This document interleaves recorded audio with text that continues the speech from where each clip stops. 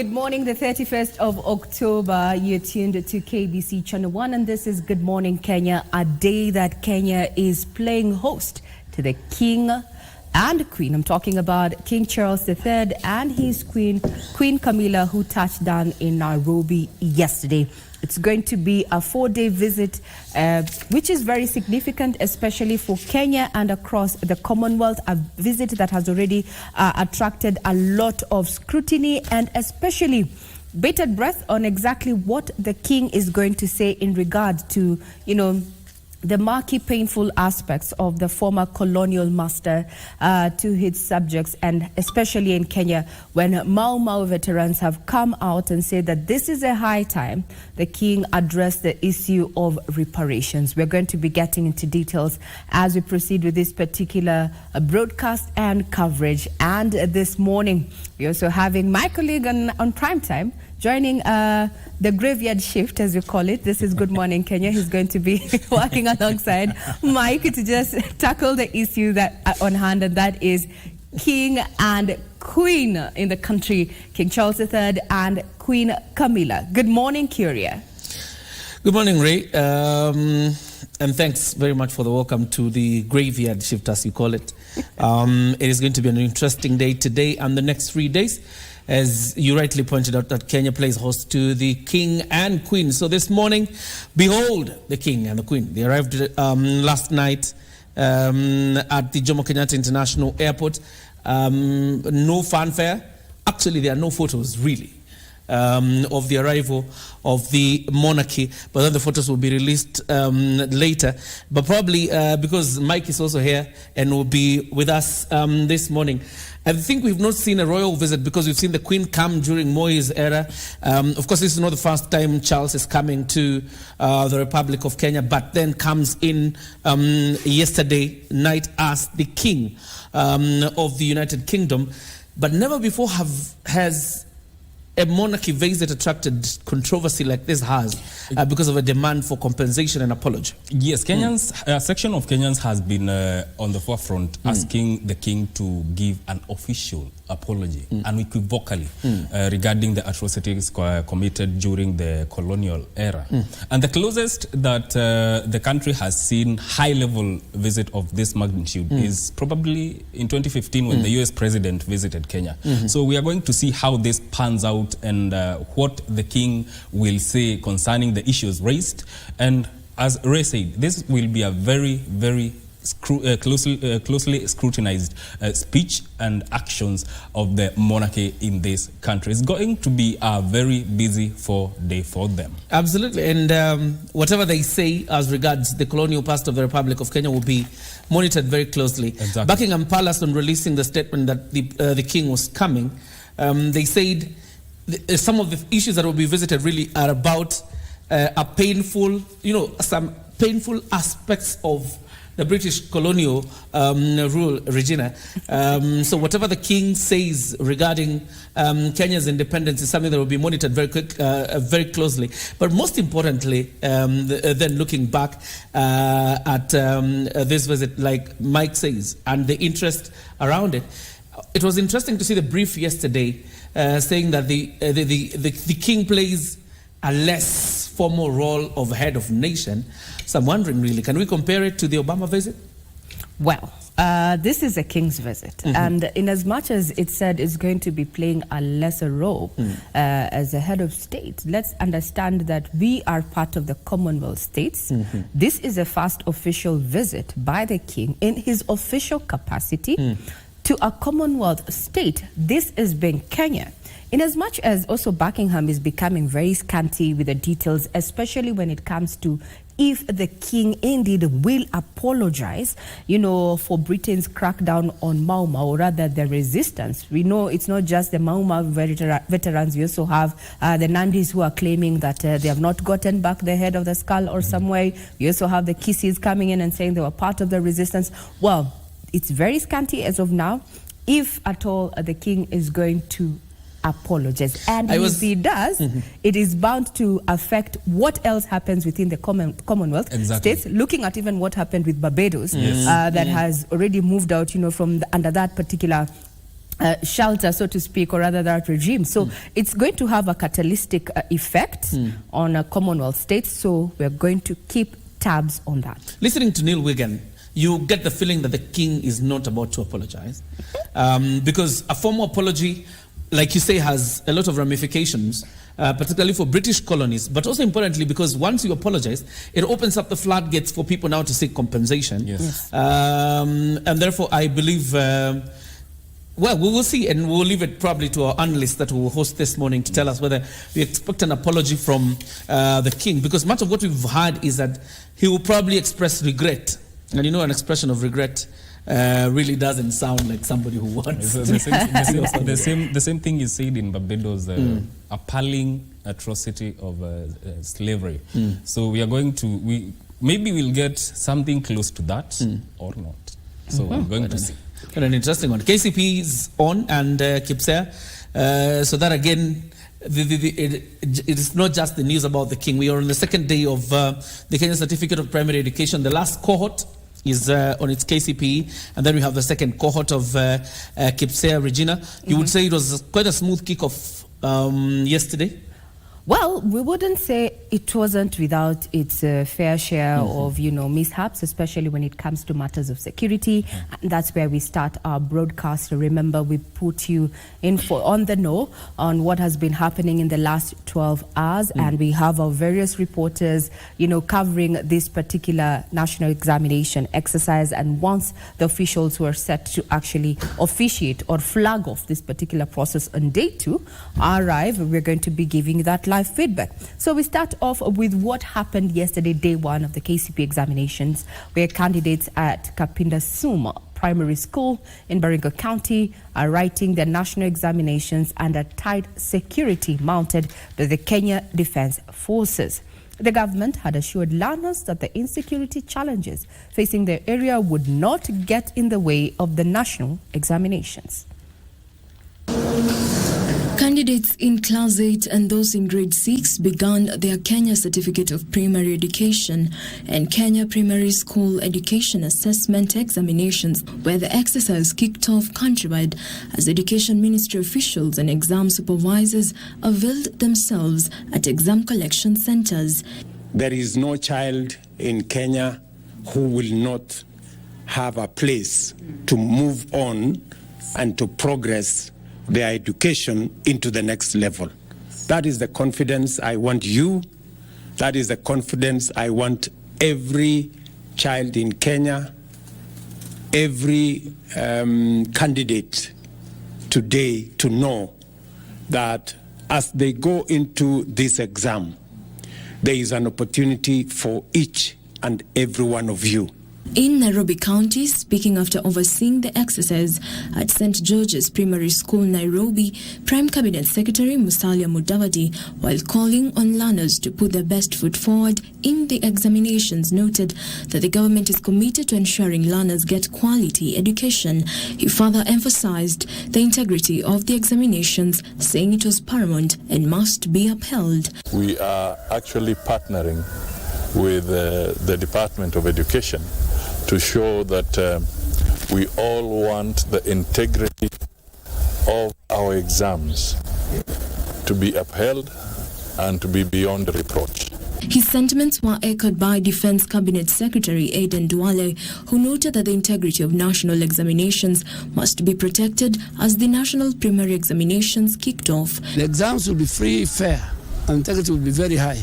And anybody who tries to bring or to mess up with the integrity of the examinations, other security agencies led by the DCI and other arms of government are on the watch out to see nobody plays any monkey business with the integrity of our examination. Duale was speaking at Kahawa Garrison Primary School in Nairobi, where he witnessed the opening of examination papers for 165 KCPE and 172 KPSES candidates, respectively.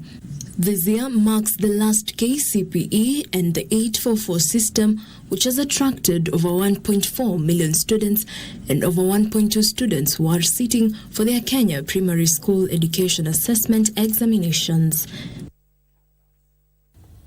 And now we enter day 2, and as we mentioned earlier, we have reporters keeping tabs on that particular national exercise, and we want to take you all the way to Kibra, where we have Parsayo there. That is Education Cabinet Secretary Ezekiel Mashujaa. As you can see, the education heads there are picking the papers. This is an exercise that was set to begin as early as 6. Students and pupils who are sitting these particular examinations have been asked to arrive in school at least 40 minutes or an hour before the papers get to the respective schools, in an effort that is pegged at, locking or rather stemming cases of cheating there. Yesterday we had no case reported, and we can thank God for that. As a parent and a guardian, well, it must be also a moment of a lot of anxiety, waiting to see, being that this is the last, especially KCP examinations, to be written under the old system, the 844, while we're also doing the second round of CAPSEA there. Ezekiel Mashujaa there, the one who is officiating that particular exercise. And as I mentioned, we're live from Kibera. As you can see, it's all smiles. Now, what are the unique aspects of this particular exercise? It is the last for the KCP students. CAPSEA is the second cohort, and also we had the KCSE that began last week there, where now we're going to start, focusing on at least 2 subjects only that are going to rank the grading of these students who are sitting for their examinations that began a week earlier. A happy Mashujaa there. We're likely to hear from Parsayo any minute from now, so that he can give us the details exactly. But those are the pictures that you're getting live from Kibra, day 2 of the national examinations. As soon as Cabinet Secretary Education there, Ezekiel Mashujaa, is ready to give his address, we're going to be tuning in. Thank you very much. We're waiting for that, and once we have it, you're going to have a listen in to what the Cabinet Secretary is going to be saying. Now we still keep up with matters of national examinations, where as learners across the country write the national examinations for various levels, we highlight some of the unique cases that characterize the start of the 2023 Kenya Certificate of Primary Education exams. We start in Kiambu County, where a candidate is writing the Kenya Certificate of Primary Education examinations while pregnant. Another candidate is in hospital waiting to deliver her baby. Roslyn Litaba, Kiambu Sub-County Education Director, said that they had to administer the exams to the students according to the government directive that every student registered should sit for the exams. We already have been informed of a case from another sub-county in the hospital, so we have to administer the exam today to a kid in hospital. Yeah, we have dropouts who have appeared. Like today, as we were sitting here, I was told a girl who dropped out of a primary school has just appeared, ready to do exams and very pregnant. So we have such cases, ones who dropped out even in first term, and they have now reappeared, and we have been told to ensure that all of them do the exams. Elsewhere in Lodwar Turkana Central Sub-County, a candidate is currently sitting for her examinations at Lodwar County and Referral Hospital after giving birth. The hospital's Chief Executive Officer, Dr. Joseph Ifem, said that the 17-year-old delivered last Friday. We have one student, 17-year-old, who is a KCPE candidate. She has actually delivered a bouncing baby boy, and she has just started her exams today in our facility. She's a resident of Lodwar Town, and recently we have seen very many cases of underage. The perpetrators must be punished so that we reduce the cases of underage pregnancies. Meanwhile, in Narok South Sub-County, a candidate is writing her KCPE exams from the hospital after developing labor pains on the eve of the exams. At the same time, 10 inmates at the Narok GK prison are among candidates sitting the 2023 KCPE examinations. One pregnancy case that was taken to the hospital, and we are taking care of her. That is in Narok South.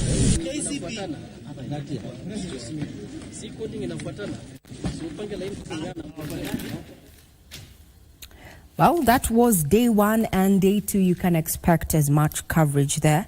We hope no incidences are going to be reported, especially of cheating or students, getting into fatal accidents that keep them away from writing those particular exams. Now, let's talk about security, where the national security sector is calling on every Kenyan to play their role in the fight against terrorism activities in the country. Meanwhile, the National Counter-terrorism Center says the country has recorded success in preventing terrorist attacks in the country since 2019, the Dusit D2 incident.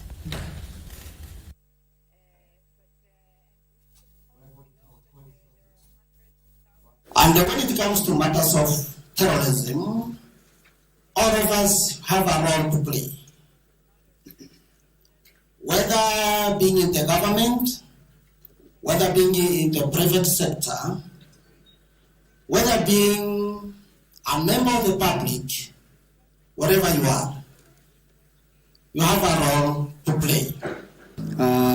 With this strategy, as a country, we have done very well in terms of prevention of terrorist attacks in this country. You are witnesses, and therefore we are proud that as a country we have been on the right trajectory, and that we now that we're in this process, it will work even better.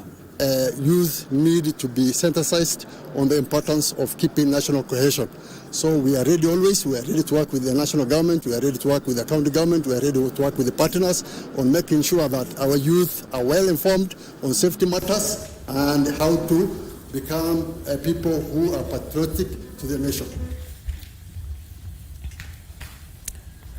Well, that particular statement by the Counter-terrorism Center there comes in the wake of warnings, security warnings by various high commissions and in the country, including China themselves, that issued that security alert to its citizens in the country.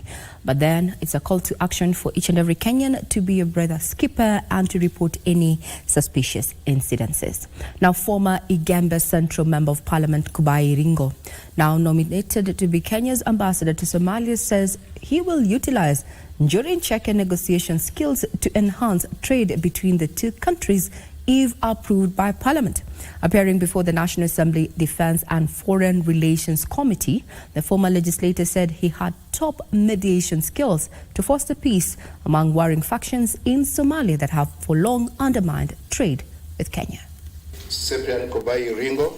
Ambassadorial nominee to Somalia Kubai Iringo appeared before the National Assembly Defense and Foreign Relations Committee to defend his suitability and explain steps he will take to enhance trade between Kenya and Somalia. MPs sought to understand strategies the former lawmaker will use to push for reopening of the Kenya-Somalia border and eliminate obstacles inhibiting exportation of miraa to Somalia. What do you think is the implication of the Kenya Defense Forces withdrawing from Somalia? How are you going to cooperate with the Somalian government to see that we are going to have a peaceful cross-border trade between the two countries, not forgetting that the miraa cartels are very strong? The former Igembe Central legislator promised to apply his Jorin Cheke's negotiation skills to engage warring factions in Somalia to foster peace in order for trade to thrive. Sometimes I believe in dialogue. We can get even these people and sit with them and discuss and see what is your problem. Why do you want to go this direction? How can we live out fighting to the end of the days? Why don't we sit down and agree on 1, 2, 3? And I believe I have some qualities of arbitration as a Jorin Cheke mzee, and I can put my foot forward and see that those things happen. He was further questioned how he would swap roles from a politician to a diplomat. As a diplomat, things will be different.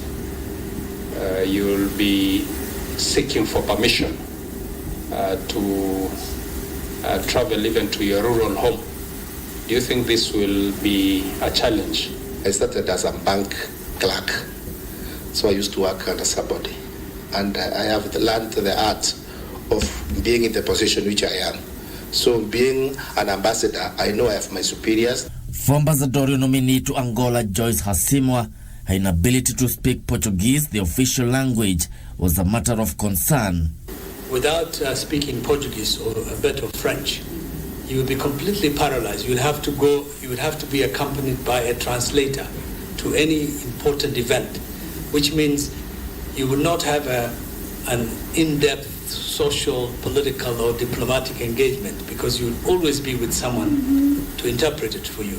If approved, that is definitely going to be part of my training to begin picking up the language here as I wait to travel across.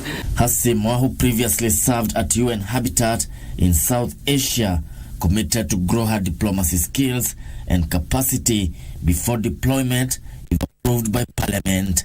I promise to go into it as I have gone into it in the other jobs that I have been through, to go into it with enthusiasm and to put my best foot forward.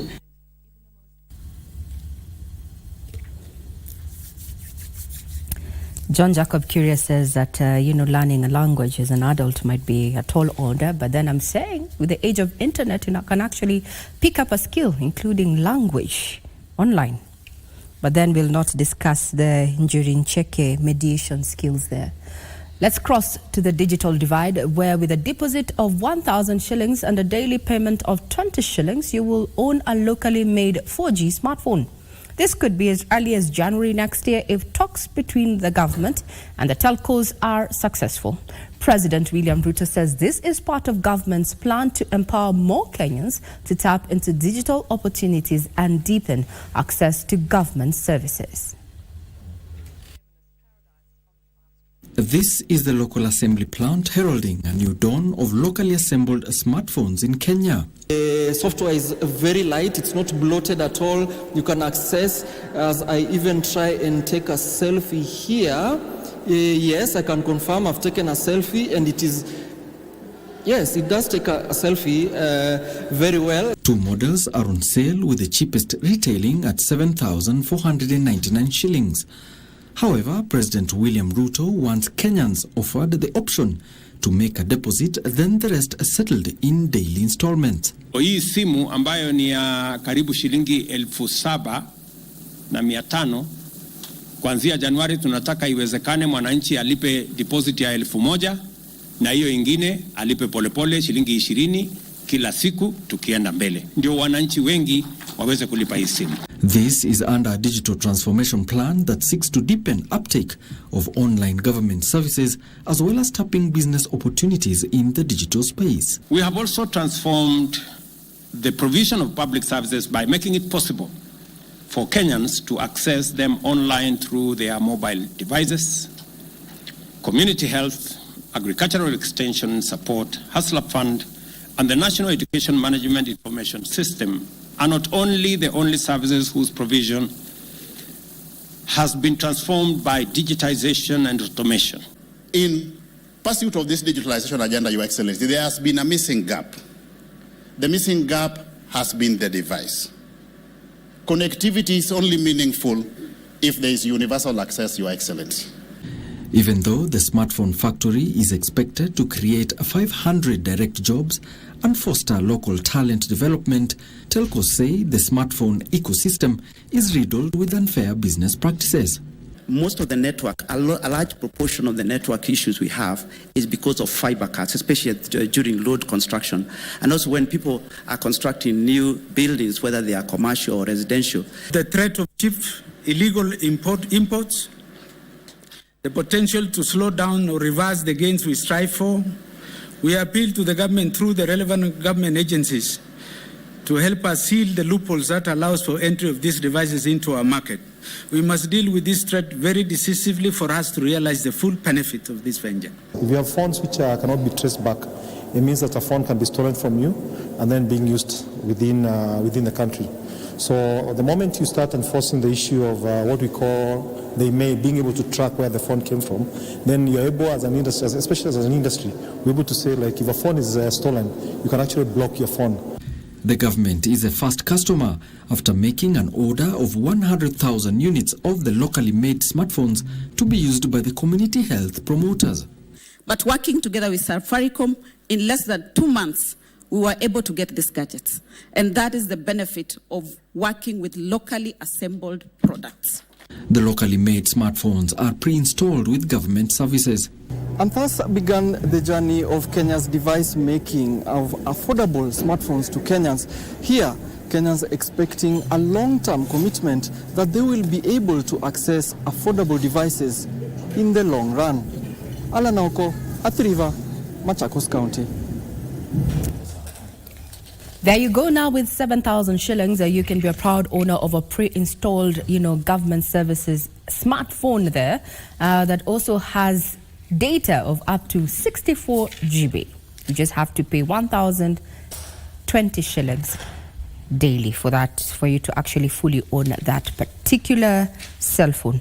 Adopting the Lipa Mdogo model there, so to speak, that is actually picking up traction across the retail market. To sports, the Kenya national women hockey team maintained a 100% record at the Africa Olympic qualifiers by registering a hard-fought 3-2 win over Ghana in the second match of the tournament. Maureen Okumu scored in her second consecutive match to help Kenya to victory, with other 2 goals being netted by Lucy Wangeshi and Eleanor Chebet. Kenya had begun the qualifiers with a 4-0 thrashing of Zambia yesterday. Their male counterparts recorded their first win of the qualifiers by defeating Zambia 1-0 in South Africa.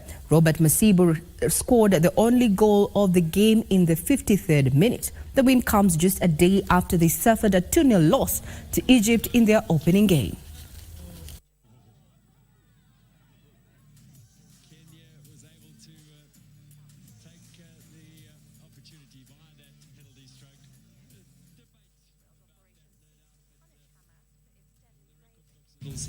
Well, now that effectively puts a cap on matters and news this morning. Be sure to visit our website, that is www.kbc.co.ke.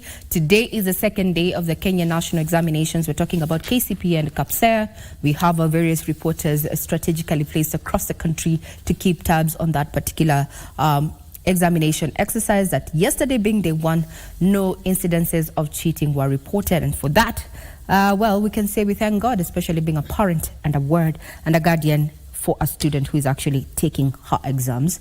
So we wish all those who are sitting the exams all the best of luck as they write those particular exams. It is also an auspicious day for Kenya as it plays host for the next 3 days or so, beginning today, to King Charles III and Queen Camilla.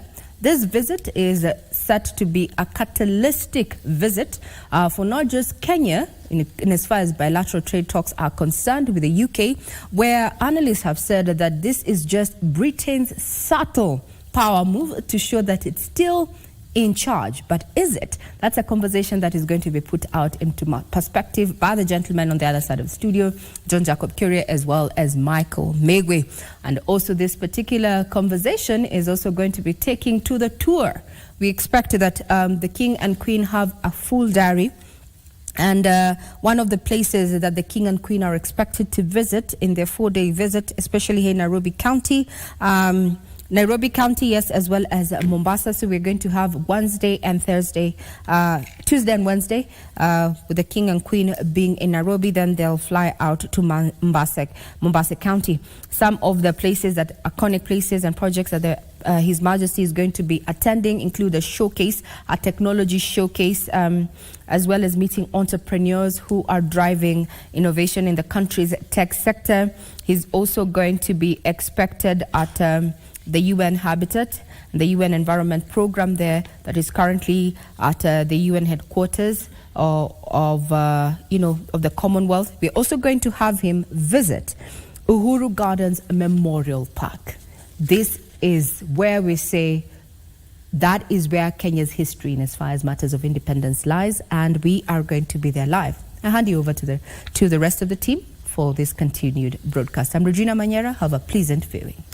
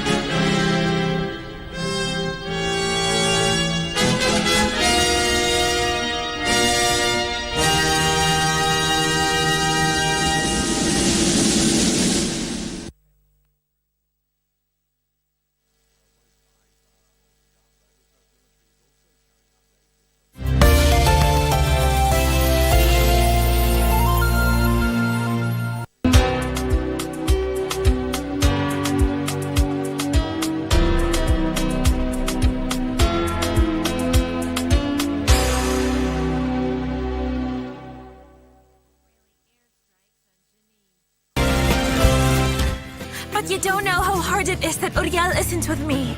That's the worst thing that can happen to a pregnant woman. Our marriage is falling apart and you don't care at all. Enough! What now? I said that's enough, Teresa. I think it's a great idea. Teresa has come like a gift from heaven. You want to make sure that I don't see Isabel. What's the matter? Stop it! We're preparing everything, Carolina. Are you really sure this is what you want to do?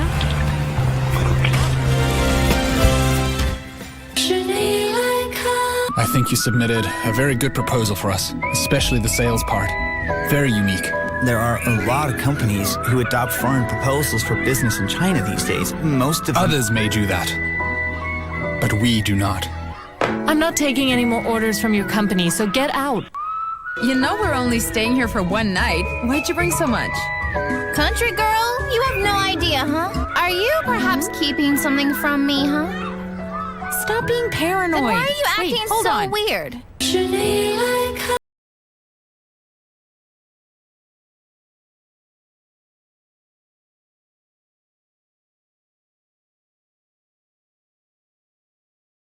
aliweza kukifanya ama kukisema baada ya muujiza ambao Allah subhanahu wa ta'ala alitekeleza na kumwezesha kuwasaidia waja wake kutokana na dhulma za Ya'juj wal Ma'juj.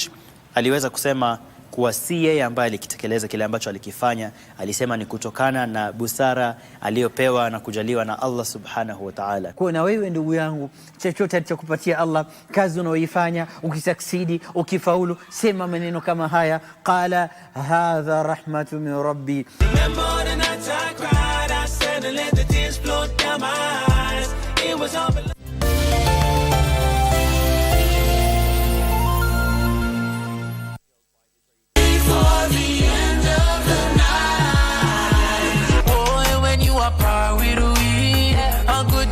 Is guaranteed. Booms. Booms. Booms. Hop. Skip your enemy there. Sing your one from left to right, you know the saga man there. I could no man have with the whole of them are humiliate. Remember could no man from here can bring the rap into the state. Remember? Big, big. Car big. Big, big. House big. Big, big. We no worry, we no worry, we no worry. We sing for the girl. Hii investigation sasa ile wewe limaliza, wewe lipata mimi ni nani ya marehemu, wewe ni ndugu yake, na wewe lipata hii msichana Lucy ni nani yake, ni mtoto yake. Hata kama sio biological, yeye ameadapt na akachukua hiyo majukumu ya mzazi kwake. Yes, I think that is correct because automatically wewe find out ya kwamba yeye si part of the family. Kwa hivyo wewe unajua huyu si mtoto wa ndugu yako? As far as I am concerned, huyu si mtoto ya... Una uhakika gani? Na mbona walikuwa wenye mali waliwacha urithi yeye ndiye achukue? Mbona hawakukuandikia wewe kama wewe ndio ulikuwa unahusika? This was a mistake. And after this case, I'm going to challenge that will in a court. Objection in your So sorry, I'm so sorry. Sasa huyu naye ni nani? I'm very late. Wewe ni nani? I'm a lawyer. Lawyer wa nani? Professional mheshimiwa. Lawyer wa nani? Wa makofia mheshimiwa. So, can we go to Camp 63? Whom are you representing? Wewe.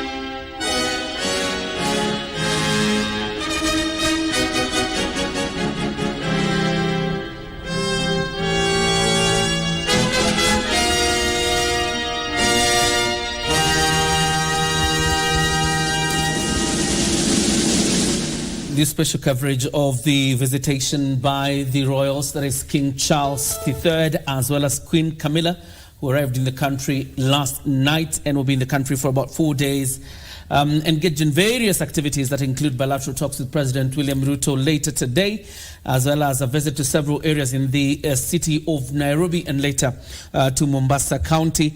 But then again, this has been greeted with mixed reactions, and we'll be talking about them as regards the new demand for apology and compensation. And there's another yet. And he reveals where the body of Dedan Kimathi lies. Quite an interesting one, and this 4 days will be quite interesting. I'm still here with Mike Migwe, who will be co-piloting the show together with this morning, and also Dr. Kenneth Samson Ombonge, the senior lecturer, Department of History and Archaeology at the University of Nairobi, to give us a bit of history and context into what we are talking about. Mike, we can just have a quick look at the papers, of course, as we engage Dr. Mbongi. On the Daily Nation, Kenya's top counties in terms of education ranking, agriculture, roads, culture and sports, and West Pokot leads when it comes to issues of education. In agriculture, Uasin Gishu is the lead. In roads, Nyeri, culture and sports, Elgeyo Marakwet. And I think when you classify all those counties together, Uasin Gishu takes the top with 63%, top 25 counties overall. Uasin Gishu County leads, Elgeyo Marakwet, Trans Nzoia. Mike, I think your Kirinyaga County ranks at about number 9 yes. On the papers, and this is when you put all the aspects together. But on the issues of education, because you're an academician, Dr. Kenneth, isn't it interesting that West Pokot is leading in education levels, offending long-held perceptions that pastoralist communities really are not really into issues of education? Oh, well, that's interesting. One will be very keen to know which parameters were used to do the ranking. But then it is very excellent news for these forgotten areas of the country, at least to bring out some good news. Much of what we get from some of these areas is the sad news, banditry, cattle rustling, violence and all that. But at least for once from West Pokot, something good is coming. Yes. Absolutely. Mike, you will tell us what the Standard has on the... on the front page of the Standard, it still matters education, and out goes KCPE, in comes new exams, where learners have been used to cut through competition. The new testing format aims to create a less burdensome and more student-friendly way of assessing candidates, relieving the pressure of chasing top scores, as opposed to KCPE, where students had to read, and the scores determined which schools they will go to. The CBC comes in with several changes, some of which include where the KIPSEA designed for grade 6 students under the new CBC framework is now in its second year. Moving from primary to junior school will be automatic regardless of the grades that this candidates It's 100% transition. Yes, it's 100% score. What do you think about that, Dr. Well, that is also a very interesting way of looking at it. Our education system has had a very interesting dimension of being overly competitive. Yes. And however hard we have tried over the years to infuse some level of practical dimensions to it, it hasn't worked. Yes. And it has overly, been an exam-oriented system. Yes.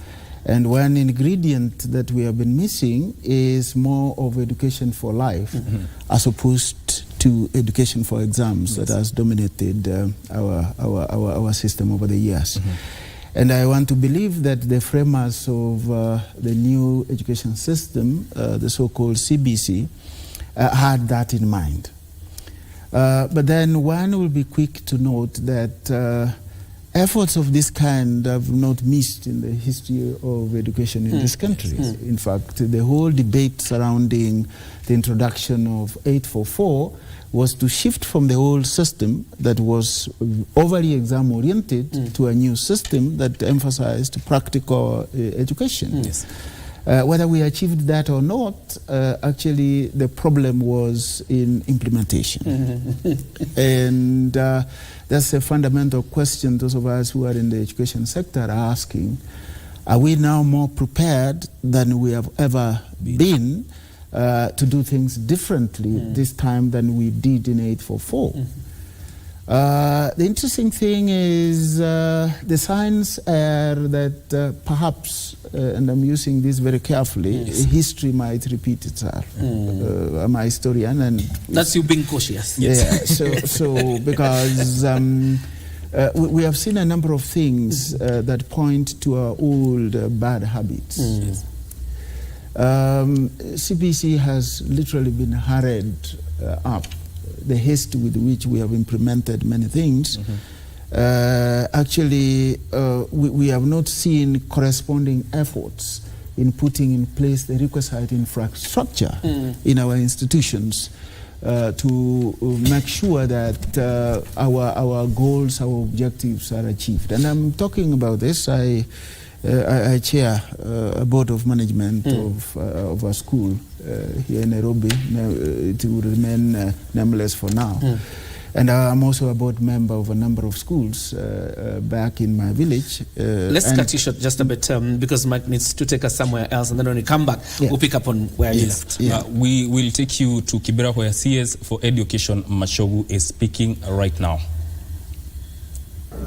574 centers, 32,574 KBC centers, and we also had 28,315 KCP centers, and all went well in all our centers. And we want to thank the center managers, the security personnel, and all that were concerned in manning this particular exam from yesterday. Today, as I'm here, I'm also monitoring what is going on in each and every part of the country. And the reports we have so far gotten is that the exams have now been dispatched to go to the various schools in all parts of the country. And so far, so good. All is going well. I must say that we have not had any ugly incident so far. The only place where we had a little bit of delay because of the weather, the amount of rain that we realized yesterday was in Marsabit, but we were able to do the exams by the end of the day. We started a little bit late, but by evening, all the exams had been done. The arrangements we are put in place are perfect, and we expect that all should be able to move on well today and tomorrow when we will be done with the KBC and the KCPE, and then from there we will be able to continue with the Form 4 exam. Sir, I'm Kevin from the Daily National. Yes. Is there any issue or related to malpractice which was recorded the first day? No, we have not had any single incident of malpractice or cheating anywhere within the country in all our centers. And this is partly because of the kind of measures that we have been able to put in place. And as I've said, apart from KBC and the KCPE, even the Form 4 exam, the kind of measures that have been put in place this time around, we don't expect that there will be any single malpractice in any of our centers.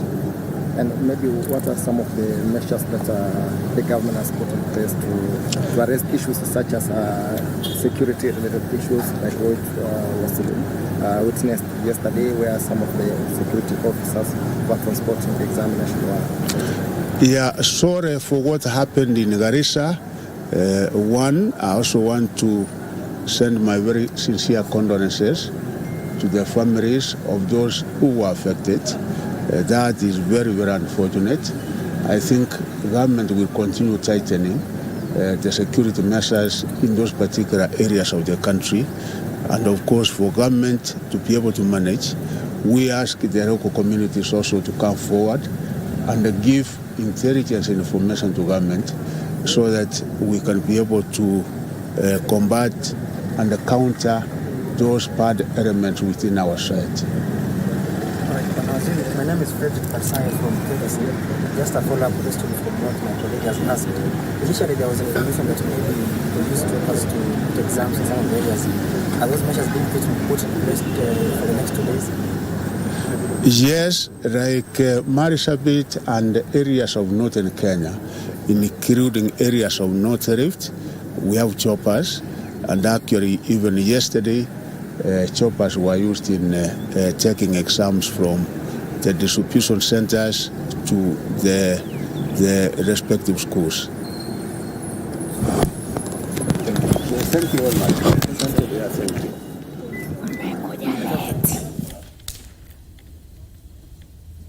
CS Mashujaa speaking to journalists concerning matters KPSEA and KCPE exam. Of course, we'll keep you updated as things continue to unfold in that aspect. John? Well, indeed, we'll continue updating you there. And I think the Cabinet Secretary points out to a smooth takeoff of both exams, KCPE and KPSEA, and says government is still ready to ensure that there's also a smooth takeoff of KCSE exams immediately after the conclusion of these two exams. And of course, the issue of security, some of these areas that are affected by insecurity, including Kapindasum Primary School in Baringo South, is also being addressed by the government. Daktari, you were talking about you being a chairperson of a board of a school, and I think you were referencing the confusion around the transition from the 844 to CBC and whether there's clarity around it. Well, at the general level, there's of course some level of clarity, and a number of policies have been put in place to ensure that things move. Some resources have been invested, naturally, especially in the previous regime, towards the end of it, under my former boss, Professor Magoa, who was the Minister for Education. But then I was saying we have a pattern in reforms in our education sector historically, and at every transition we don't seem to be fully prepared to take on the new education system. I have lived long enough. I'm a product of the education system that was there just before 844 came. We were the second, I think, last group before 844 came. And, you know, there has been challenges in implementing 844, I think, depending on how we started. And then always doing things in ways that don't correspond with our increase of population, the number of children in our schools at all levels, primary, secondary, and even university. Yes. So that's why I was saying the transition to CBC has been a little bit hurried up. Sometimes I wonder, where are we really going? If you remember when we were trying to transist, there was you know, clear indications that all the stakeholders in the sector of education were not actually agreeable on a number of things and the direction that the government was taking. And they really had a reason, because when you go to the real world on the ground, you know, despite the efforts that have been made, a bit of infrastructure put in place and personnel, you still see, you know, this disconnect between the number of children that we are dealing with and the infrastructure in place. And by infrastructure, I have in mind buildings, libraries, laboratories. You know, look at the personnel and the junior secondary school and the confusion that was there when it started. I mean, we thank the Ministry of Education. They have tried. The previous administration and the current one, led by Honorable Machogu, they are trying their level best. But there is the hurry with which we are doing things that we probably need to sit back as a country and ask, why couldn't we stagger the implementation of this program? The CBC system. The CBC system. You have very interesting points to raise, but now that we're even talking about the visit of the royals, and the revelation out there is that the implementation of CBC is capital intensive. Is this one of the issues probably we should pursue with Britain, the UK as a development partner to probably invest in, helping the Republic of Kenya set up infrastructure and systems for the full implementation of CBC? Well, ideally, yes. If we had a chance to work with the British in terms of developing some of the things that are proving to be handicaps in our education sector, why not? But the $1 million question will be, would that be what the British will be looking for here? Because I have a feeling that theirs and the visit of King Charles III has a lot to do with Britain's geopolitical interests in Africa, in what I see as the second scramble and partition for Africa. For Africa. Quite an interesting aspect you raised there. But probably want us to do away with education matters, Mike, so that we get into officially the royal visit. I don't know what else the standard captures as regards the exams, other than the Daily Nation talks about KCPE, keeps their exams off to a smooth start. But that's just all. That's about it. What they've covered around the examinations. What else does the standard have? The little mishaps here and there concerning the smooth start of the exams, whereas in some areas the KCPE and KIPSEA exam started late due to heavy rainfall. Areas in Marsabit and some parts of Meru, and so it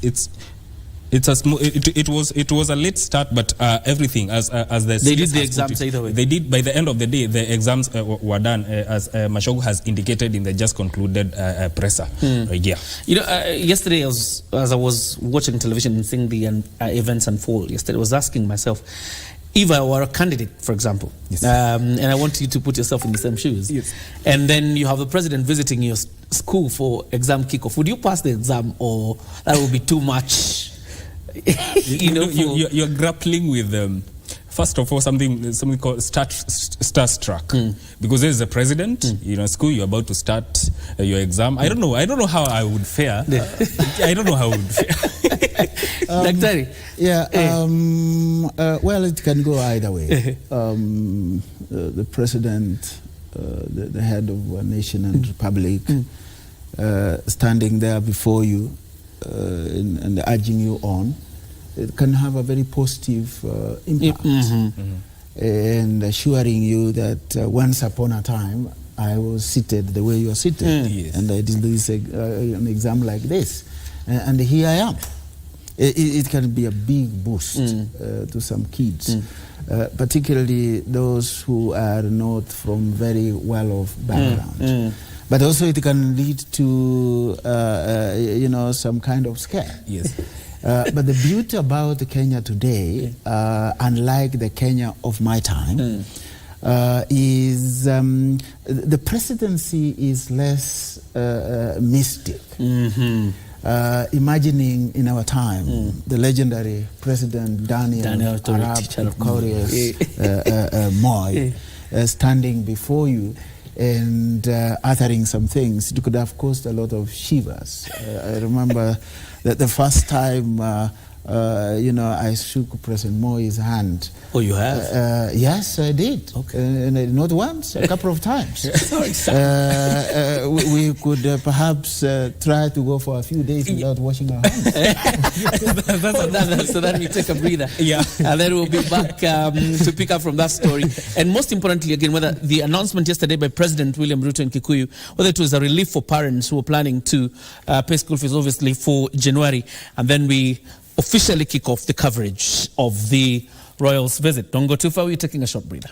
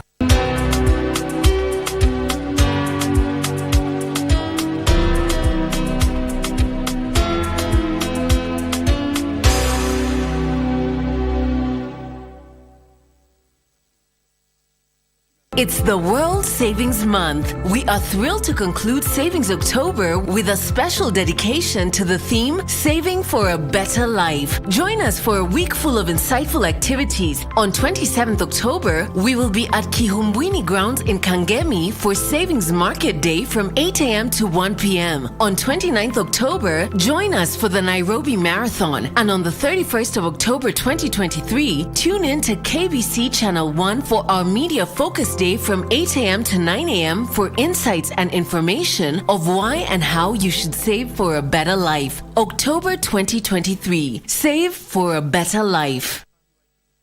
This is the first time it's happening in Africa.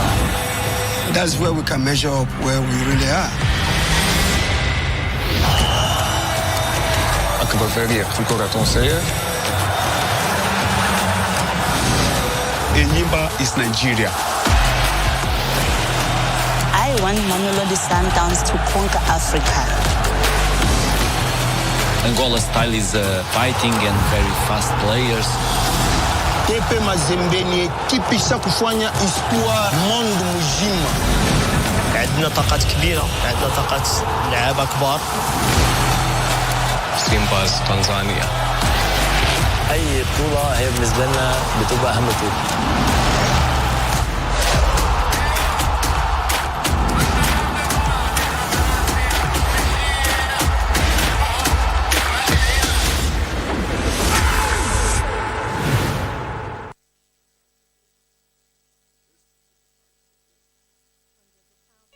Abantu ba Mintombi Yamole. Your favorite Ekegusi station, Minto FM, is now at your doorstep. Enjoy the hottest Kisi music, informative and entertaining shows, and reliable news only on Minto FM. Tune in to Minto FM on 91.7 FM in Nyamira, Kisi, and its environs. Minto FM in Nyamira.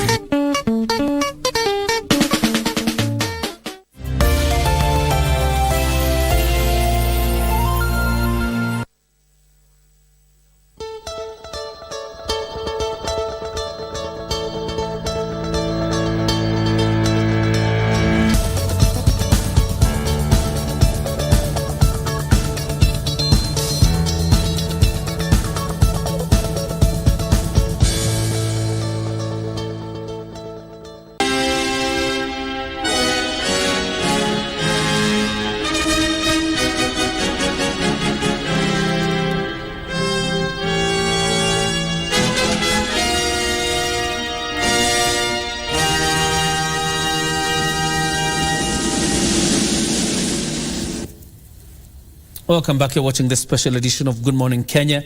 Wall-to-wall coverage of the royal visit. King Charles III and Queen Camilla are in the soil of the Republic of Kenya, a former colony of the British rule. And today we'll be linking up with our reporters across the country, and particularly in State House, where the king will be headed for bilateral talks. And later there will be a state banquet organized for his honor by President William Ruto. You've had quite an interesting conversation here where Daktari Ombongi appears to say what will shape the conversation today is the interests of the British, and we'll get to see that, and we'll get deeper into it. But before we wind up on issues of education, because these are hand in hand. We have the King's visit and we have exams ongoing. The announcement yesterday by the President that he completely disagrees with the proposal by principals to increase school fees, particularly in secondary school. Do you think it's a relief? Because it obviously arises from a capitation problem by government. No, it has a very interesting binary here. It's a relief to parents, of course, and I'm a parent, and that's a great relief. But then what does that mean to capitation to school institutions? And they said, I work closely with some schools, and I know the very interesting situation the managers of these schools are going through because they are operating on a shoestring budgets. So we really need to be clear that when the president says parents are not going to pay, the question is who is going to pay? then the government has to be ready to actually pay to meet the cost of education in our schools.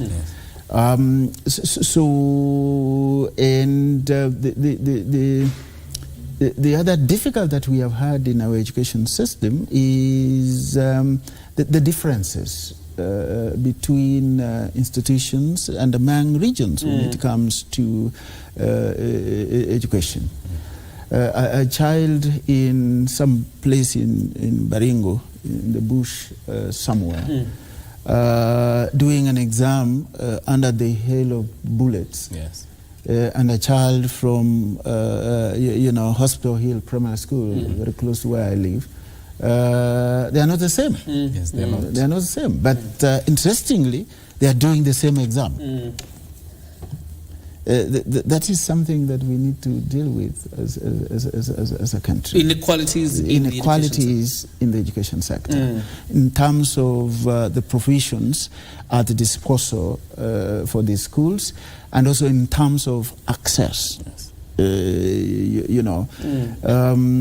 is a time, and this is an example, I think some location in Pokot, I hope I remember this incident very well, they were looking for a chief, and they started with at least somebody who had gone to Form 4. Yes. When they couldn't find, they came down to somebody who has gone to class 8. And they actually couldn't find. And we are still in Kenya. In other parts of the country, in Nairobi, in Kiambu, in Kisumu, and many other parts of this country, people are dealing with, oversupply of educated young people. So these are the inequalities that we need to deal with. Okay. Those children who are under the scare of insecurity and violence, they are our children. How do we deal with that? Education, and I've argued this before elsewhere, is a social service. Education is not a business. We have approached education in this country from a very commercialist dimension, which is actually going to ruin us. I'm not against the concept of private schools. I respect them. My children have gone through some of them. But we need to, decide as a country that this is something that needs to be fully funded by government. Countries that have developed are countries that have enhanced access to education for everybody in the right sense of that word. In some countries in Europe, education is free from kindergarten to university. They are not foolish. There's something there. Interesting. Let's get to the special coverage of the royal visit. Mike, I'm sure the Standard has extensively done pieces and bits of the visit. Yes, they have a story where the King Charles and Queen Camilla jet in with little fanfare, and they're saying the British monarch King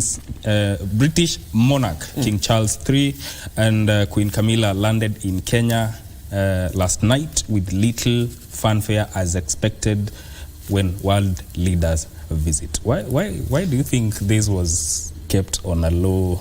I mean, it's quite interesting when you have announced your program and diary to an entire country that you're coming. Yes. I don't know why and probably Daktari will tell us why they would opt to come silent, because there is no picture just yet, even today. Yes, of them landing. Of them landing. Only what we have is actually of somebody who took a very crafty photo of the plane as it landed. Yeah. But we don't have pictures just yet. So we have the king in the country, but we don't have their pictures. Yeah, that is deliberate. Yes. I think there are two dimensions to it. One is security, and two is almost innate nature of King Charles. Let's deal with the obvious, security. We live in a security conscious world at the moment. Yes. Given what is going on in the Middle East, the war between Israel and the Palestinians. Is making everybody sit on the edge. Yes. And then the position that we have taken as a country in support of Israel does not augur very well with some sections of our population who feel that we are kowtowing a bit too much, particularly to the geopolitical interests of the United States and Europe in their support for Israel. Yes. And this has not been helped by the bloodletting that we have seen in the Middle East, particularly when the Israelis are retaliating the attack on the Israelis that happened some time back. I think it was on the 7th or thereabout. So because of those security concerns, I'm sure the traveling arrangements of the king must have been a top security secret, both for the British and Kenya in general. And I'm sure that a number of things are going to be disrupted to ensure that maximum security is maintained while the king is around. I was wondering, because you talked about personality as probably the second consideration. That's where I'm coming. King Charles has a tendency of a rich man playing poor. And you see that in his demeanor. By all standards, the royal family is very rich. I think King Charles is one of the most privileged of the human beings in the world. He was a billionaire. The first day he was born, because of the hereditary arrangement. I have lived in the UK. I got my education in the University of Cambridge, where Charles also was a student long before me. And you could see the lavishness with which the royal family lives. But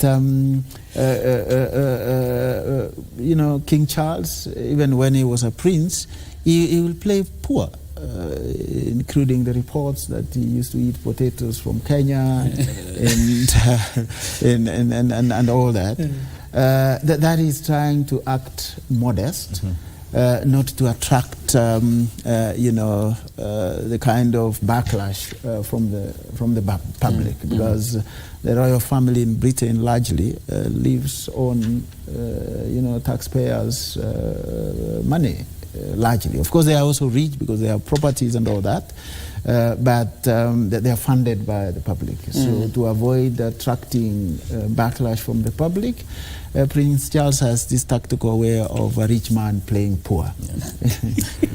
Even before we get to the intricacies of the relations between Kenya and the UK, from where you stand, what does this visit portend for the country? Well, that's a very interesting question. What does this portend for the country? First, there is the immediate dimension to it, and there is the long term. The immediate, I think, for President Ruto, it's a big score. It's good optics in his foreign policy and international relations.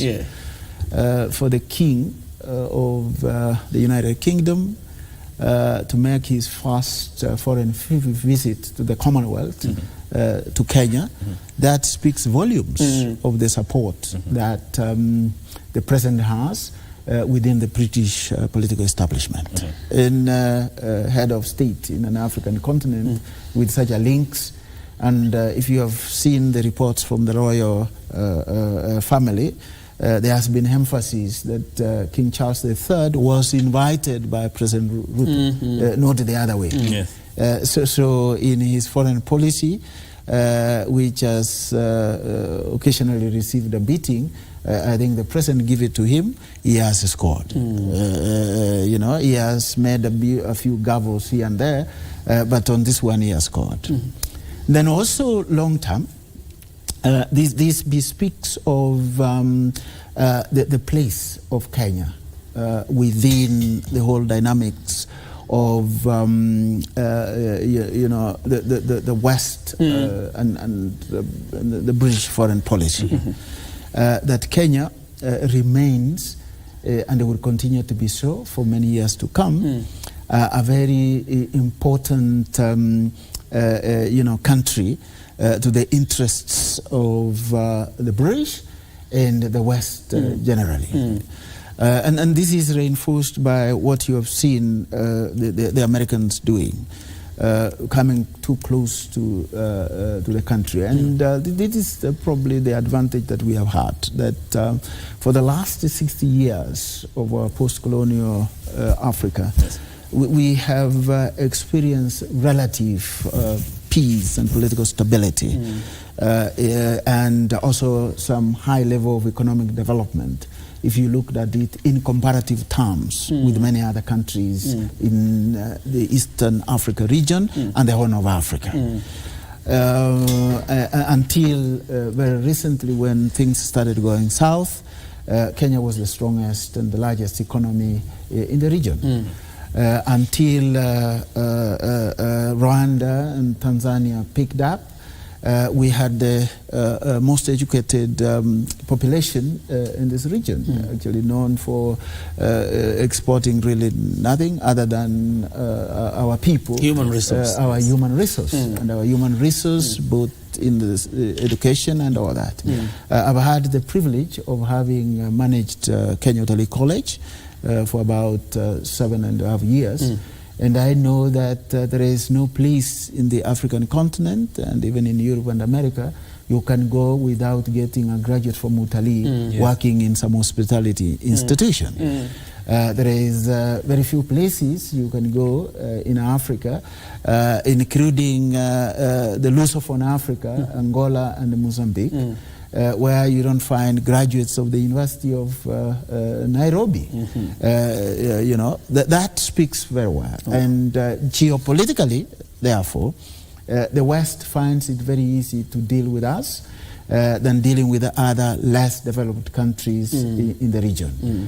Of all the countries, the Americans have their military base here, the British have their soldiers here, and we have kept that traditional relationship. And long term, I see Kenya playing that role for many years, to come.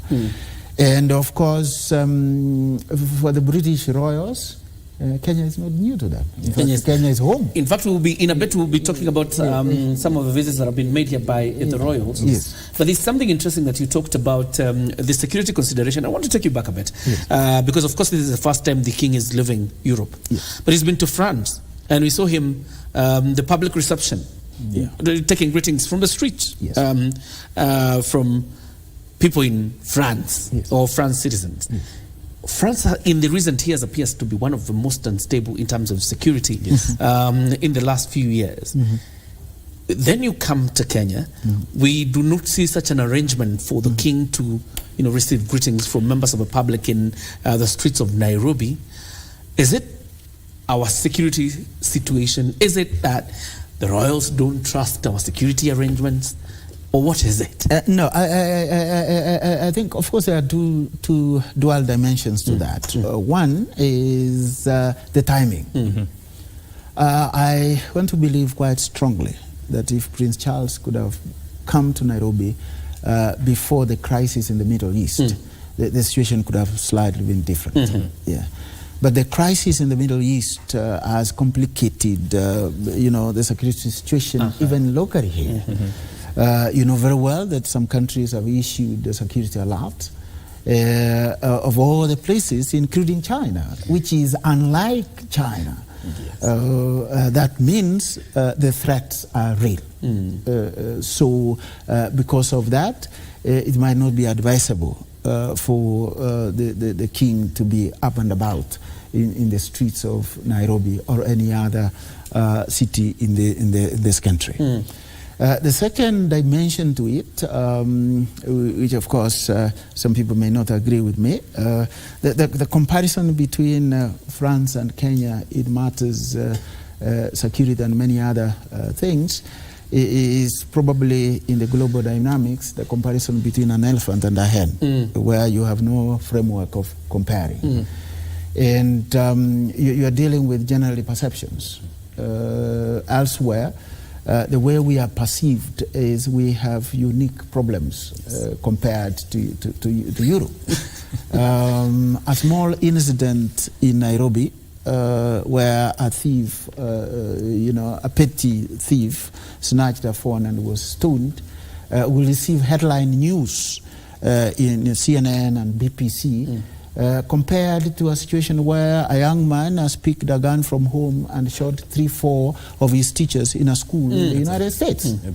When the two things actually, a thief stealing a phone in Nairobi and getting a few slaps from members of the public is very ordinary to us.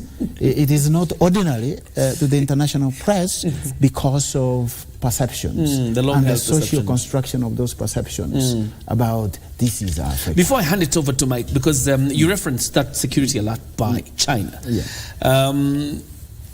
Can we read, because you talked about geopolitics, can we read the hand of geopolitics? Because, I mean, the Middle East and the security situation there, again, there is a repetition because there's been such, what you would say, such tensions between Israel and Palestine. We've also had security incidents that's serious in the Republic of Kenya, but never before has China slapped us with, as a travel alert. Can you read geopolitics into the... well, that is a very clear indication that, one, things are changing. Two,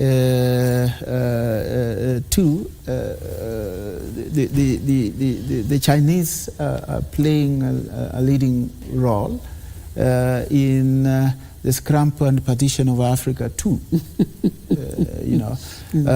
In the post-Cold War era from the 90s, after the collapse of what used to be called the Eastern Bloc, led by the Soviet Union, America has been an unchallenged player in what we call in academia a unipolar world, dominated by one superpower.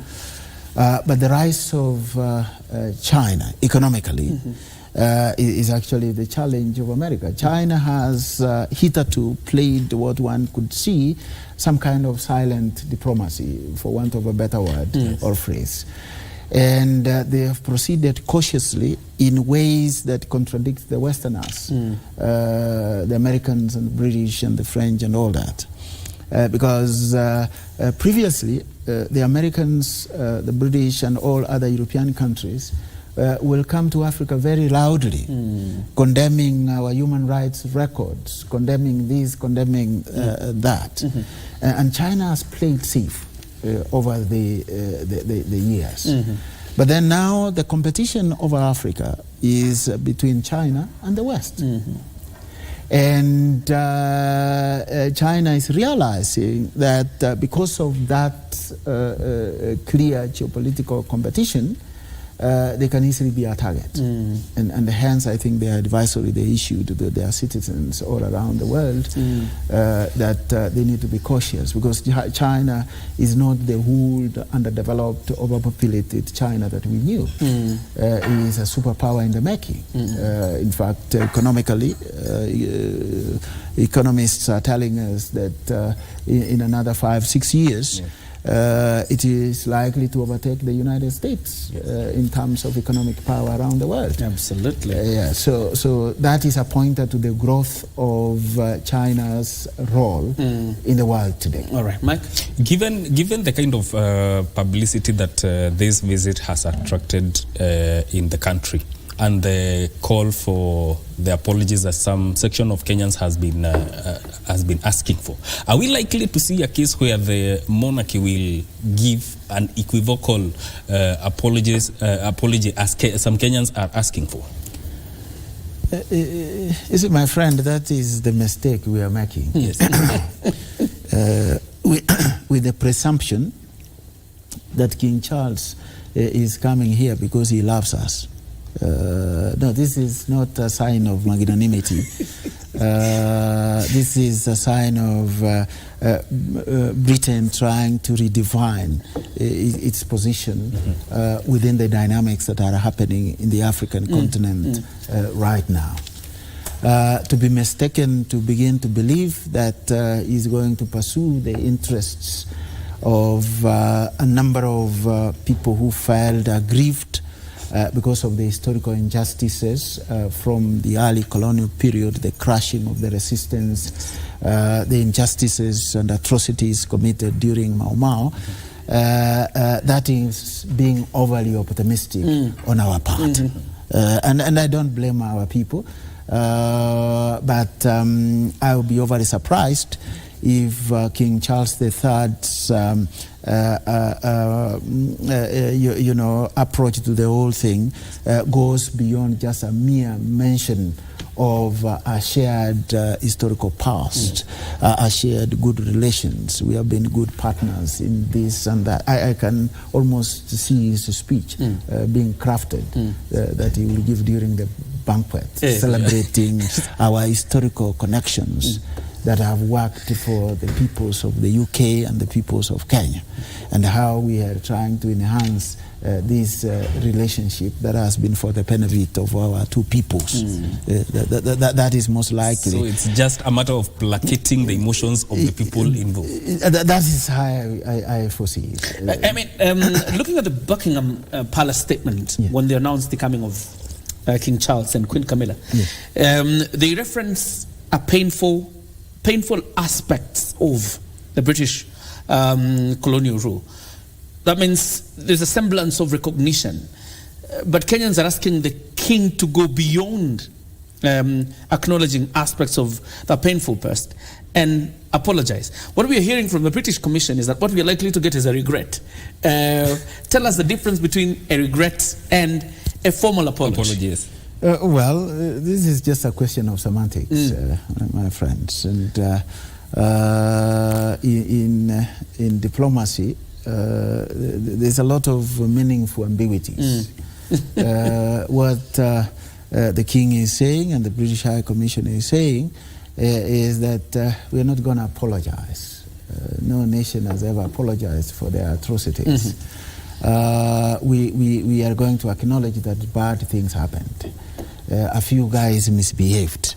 And you are going to see a situation where they will increasingly blame the British officials on the ground and probably call them a few crooks within the colonial establishment. Did things that probably no civilized nation will approve of. The other day, we hosted a seminar in our continuing series of history seminars of our members of staff. We hosted the British historian, David Anderson. And David Anderson was talking about the assassinated Nandi prophet, Coulteral Arab Samai. And, we put this in place as a way of reminding the visiting king that, hey, wait a minute, we have this shared history of violence and treachery. What do we do with it? Whether that will solicit an apology or a regret, it all boils one and the same thing. That the British are playing diplomacy, and they're playing diplomacy to redefine their position in the world. All right, I want us to take a break. And of course, when we come back, we'll head over to the Radio Taifa studios because, as is normal with Tuesday, and we'll be handling similar matters. But of course, we'll be back a little bit later. We'll talk about the waning diplomacy that has been between Kenya and the United Kingdom. Is it why the king is coming to probably look like there is a restoration of normalcy in terms of diplomacy? But then we'll hammer a bit on what experts have called the British Gulag in Kenya during that colonial period. Mike? Yes. When we come back, we'll also look at how the relations between the two countries have evolved since independence. Over time. And of course, we'll also have a live link from State House Nairobi. Remember, that's the first stop of the King's visit. He will be hosted by President William Ruto. Our team is on site for that. But for now, we take a breather. We'll be back in a few.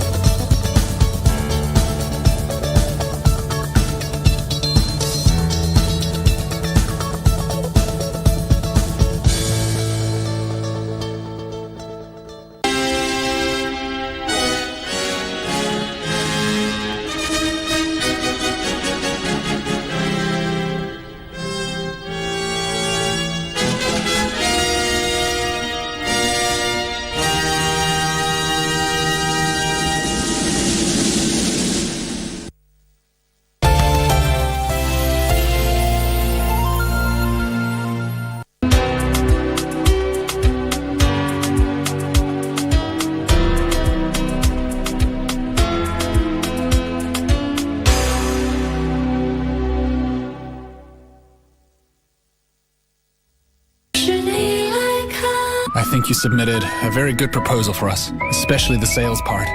Very unique. There are a lot of companies who adopt foreign proposals for business in China these days. Most of them... Others may do that, but we do not. I'm not taking any more orders from your company, so get out. You know we're only staying here for one night. Why'd you bring so much?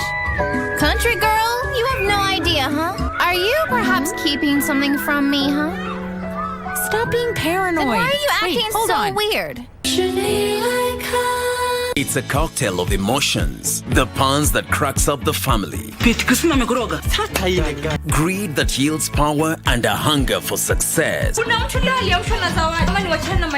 Friends turn to foes. Survival for the fittest is the drive. Who are we blackmailing? But nothing beats the feud in a family where one disappears and another fights for the crown. It was not supposed to go this far. It's the desire to succeed that keeps us going, the deception that keeps us digging, and the laughter pill that keeps us living. Before the end of the night, boy, when you are par with we, a good time is guaranteed. Bums. Bums. Bums. Skip your enemy there. Sing your one from left to right, and know the saga man there. I could no man up with the one of them are humiliate. Remember, could no man from here can bring the rap into the state. Remember, big, car big, house big, big. We no worry, we no worry, we no worry about that. We sing for the girl.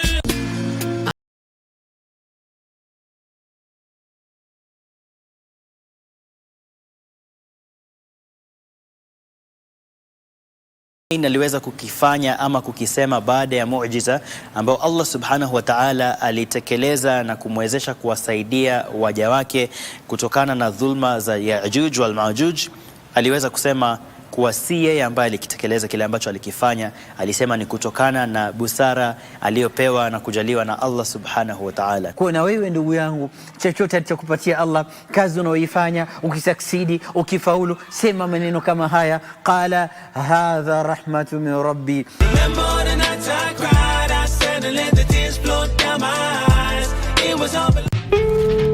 Hii investigation sasa ile wewe limaliza, wewe lipata mimi ni nani ya marehemu? Wewe ni ndugu yake. Na wewe lipata hii msichana Lucy ni nani yake? Ni mtoto yake, hata kama sio biological, yeye ameadapt na akachukua hiyo majukumu ya mzazi kwake. Yes, I think that is correct because automatically wewe find out ya kwamba yeye si part of the family. Kwa hivyo wewe unajua huyu si mtoto wa ndugu yako? As far as I am concerned, huyu si mtoto ya... Una uhakika gani? Na mbona walikuwa wenye mali waliwacha urithi yeye ndiye achukue? Mbona hawakukuandikia wewe kama wewe ndio ulikuwa unahusika? This was a mistake.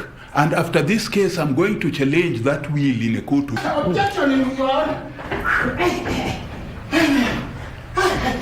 I'm so sorry. Sasa huyu naye ni nani? I'm 38. Wewe ni nani? I'm a lawyer. Lawyer wa nani? Professional mheshimiwa. Lawyer wa nani? Wa makofia mheshimiwa. So, can we go to Camp 63? Who are you representing? Wewe. You're back already? Oh, kwa hivyo mnafahamikiana eh? Sana. I think it's about time I get a guard. Your mom. Nobody yells at me. Then find her. What does the good word say this morning? Do not trust anyone in your clan, and every friend is a slander. You know, sometimes I ask myself how you got this far without stepping on a few toes. I've stepped on a lot of toes, Baba Alice. What is going on? Who are these people? George, just take the day off. Nifikiri umeenda ofisini, mbona umerudi haraka hivyo? Auntie, we have a problem. You stole my baby daddy. Nick is a mature person. Are you in on it too? What is he up to?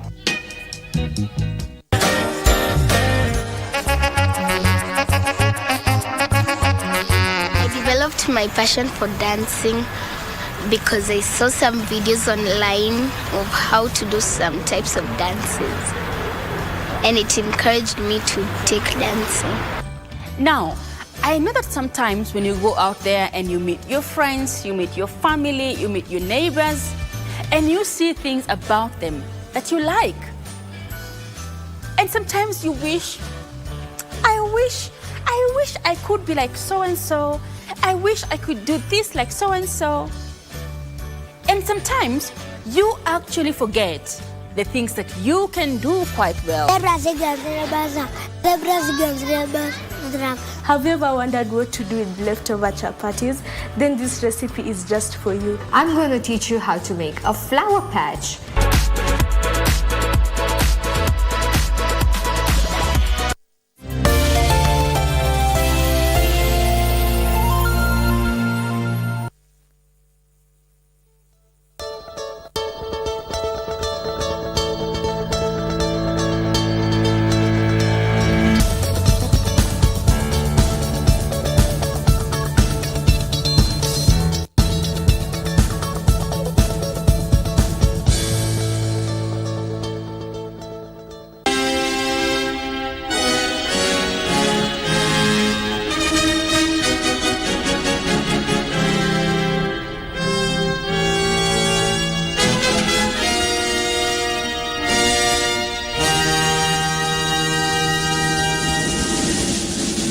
Na barabara kabisa mtazamaji, unaposikia kikorombozo hicho unajua zairi shairi kwamba ile siku imewadia. Jana ni kinyume ambacho tumetazamia. Tumeona viongozi wakuu duniani wakija Kenya, mbwembwe, mihemko, mahanjam na mahanjumati.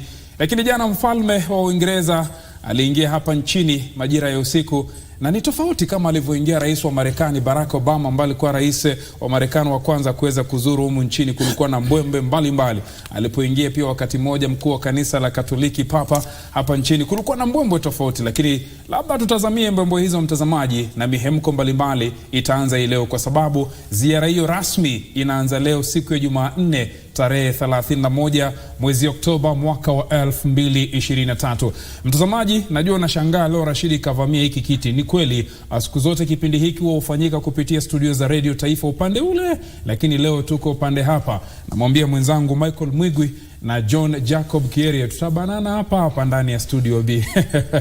Mtazamaji, karibu sana, ikiwa ni 9 dakika zimekwisha ondoka baada saa 2 kwenye kipindi unachokipenda, kipindi ambacho vile vile pekee kinakujia moja kwa moja kupitia KBC Radio Taifa Sauti ya Mkenya. Ni kipindi pekee katika Jamhuri ya Kenya ambapo kinakujia kupitia redio na televisheni. Na swala ambalo tutalizungumzia katika muda wa siku 4 zijazo ni ziara ya kihistoria ya mfalme wa Uingereza katika udongo wa Kenya. Kumbuka, alikwisha yafanya mama yake haya mara 3 kuweza kuzuru taifa la Kenya, na yeye sasa anakuwa wa kwanza kuzuru taifa la Jumuiya ya Mataifa yaliyo chini ya Commonwealth, yuko humu nchini, na tutakujuza mengi zaidi. Atapiga rounds hapa Nairobi na vile vile pia kule Mombasa. Lakini kabla kuweza kusonga mbele, vile vile pia ndani ya studio nitakuwa na wageni, lakini kidogo tu niruhusu nikupatie historia fupi. Mnamo mwaka wa 1952 historia iliandikwa baada binti mfalme Elizabeth kuwa malkia wa Uingereza, na alikuwa katika udongo wa Kenya.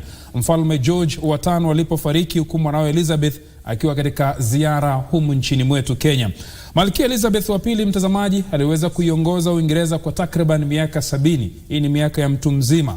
Malkia Elizabeth wa pili alipofariki mnamo Septemba mwaka wa 2022, mwanawe kifungua mimba ama mtoto wa kwanza, kijulikana wakati ule kama mwana wa mfalme, lakini kwa sasa si mwana tena wa mfalme, ni mfalme. Alichukua uongozi wa hatamu kuwa mfalme wa Uingereza. Mtazamaji, vitabu vya historia vitaandikwa tena, kwa sababu Kenya inakuwa taifa la kwanza, nchi ya kwanza katika Jumuiya ya Madola au Commonwealth. Mfalme Charles wa 3 anatembelea baada ya kuchukua hatamu ya uongozi. Mtazamaji, kumbuka pia ni chini ya mwaka mmoja tangu alipopishwa rais wa 5 wa Jamhuri ya Kenya, Daktari William Samoei Ruto, kiongozi mwenye haiba ya juu duniani, anazuru katika taifa la Kenya. Hii ni kufuatia mwaliko wa Rais William Ruto. Kumbuka mtazamaji, ziara ya mfalme Charles imewadia miaka 40 baada ile ya malkia Elizabeth mnamo mwaka 1983, na miaka 60 baada ya Kenya kujinyakulia uhuru wake kutoka Uingereza. Hivi majuzi huyu mfalme kule kwa Uingereza aliweza kuadhimisha sherehe ya kuweza kuipongeza Kenya baada ya kuchukua miaka ya uhuru takriban 60. Mtazamaji, kando na historia kuandikwa kuhusu ziara hii, kuna masuala mengi ambayo wengi wanayatarajia ambayo yataangaziwa. Masuala haya ni ya kihistoria, vile vile pia mtazamaji, uhusiano wa Kenya na Uingereza, uimarishaji wa jumuiya ya madola au the Commonwealth of Nations. Vile vile pia tukumbuke hayati Malkia Elizabeth wa pili alikuwa katika mstari wa mbele kuimarisha jumuiya hiyo ya madola. Mtazamaji, ratiba ya ziara ya mfalme imepangwa bila shaka. Shirika la utangazaji nchini KBC siku zote sisi wando tuko mbele, wale wengine wafuatafuata nyuma tu. Kila hatua muhimu, si ya kimataifa, si ya kitaifa, amini usiamini, mpango mzima huwa ni shirika la utangazaji nchini. Na si tu runinga ya KBC Channel 1, hapana, mpaka redio zetu zote takriban 21 zikiongozwa na redio ya kitaifa, Radio Taifa. Mtazamaji, basi bila kupoteza nukta, sekunde wala dakika, ili kuchambua ziara hii, ndani ya studio tumealika wataalamu ambao wanaelewa masuala ya historia, uhusiano wa Kenya na Uingereza. Hapa karibu yangu ninaye Daktari Samuel Kiti Lewa ambaye ni mwenyekiti wa wahitimu idara ya diplomasia, mtazamaji, na masomo ya kimataifa, yani DDIC. Zaidi ya yote pia ni mhadhiri wa idara ya diplomasia na masomo ya kimataifa, tena DDIC, katika chuo kikuu cha Nairobi. Na kando kabisa yupo mzee wangu ambaye ni Bwana Mohamed Abdullahi. Kwa wale ambao walikuwa wakisikiliza VOK miaka ambao sisi tulikuwa hatujazaliwa, mimi, Michael, huyu Ben Kamuti, huyo Nditi, watu wote walikuwa hajazaliwa, huyu bwana tayari alikuwa yuko hapa, alikuwa anajulikana kama VOK, na vile vile pia baadaye kajulikana kama KBC. Vile vile pia ni mwandishi mwenye tajriba ya juu, kwa sababu ashafanya na shirika la habari la Uingereza BBC. Anaelewa fika masuala ya kimataifa, masuala ya kidiplomasia. Yuko hapa ndani ya studio. Bila kupoteza nukta, sekunde wala dakika, daktari, karibu sana katika studio zetu za KBC Channel 1. Asante sana. Labda nikuulize habari za Mombasa, ama nasikia umeingia tu kutoka Mombasa kwa ajili ya hiki kipindi. Mombasa kuko salama. Aha. Tunashukuru. Ndiyo, joto jingi tu. Nilikuwa huko juzi, nilikuwa nafikiria ni El Nino ya joto. Mvua kidogo imeanza. Karibu sana pia Sheikh Mohamed Abdullahi, furaha iliyoje kukuona ndani ya studio baada ya miaka mingi sana. Karibu sana. Asante sana. Asante Rashid, nimefurahi sana. Na nakumbuka mengi, wazungu wanasema nostalgia, ile kumbukumbu ya kitangaza hapa kwenye studio hii. Ule upande mwingine kipindi cha Mambo Leo, taarifa ya habari, miaka ya 70. Ndio.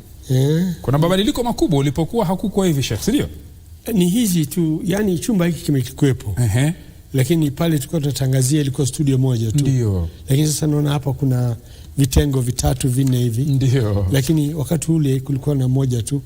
Nyakati hizo tukitangaza hapa kipindi cha Mambo Leo, mfano usiku, na vipindi vingine kama taarifa ya habari, ilikuwa studio moja tu. Ilikuwa tuseme panel kama hii ni moja tu.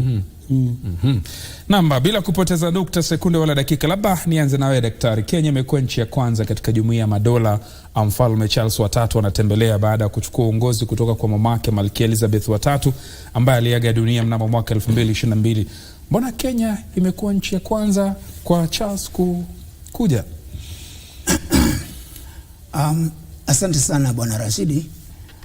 Kwa mtazamo wangu naona kwamba Mfalme Charles wa tatu na Malkia wamechagua kuja Kenya kwa mara ya kwanza kama wakiwa katika ufalme, kwa sababu Kenya imebobea katika mambo mazuri.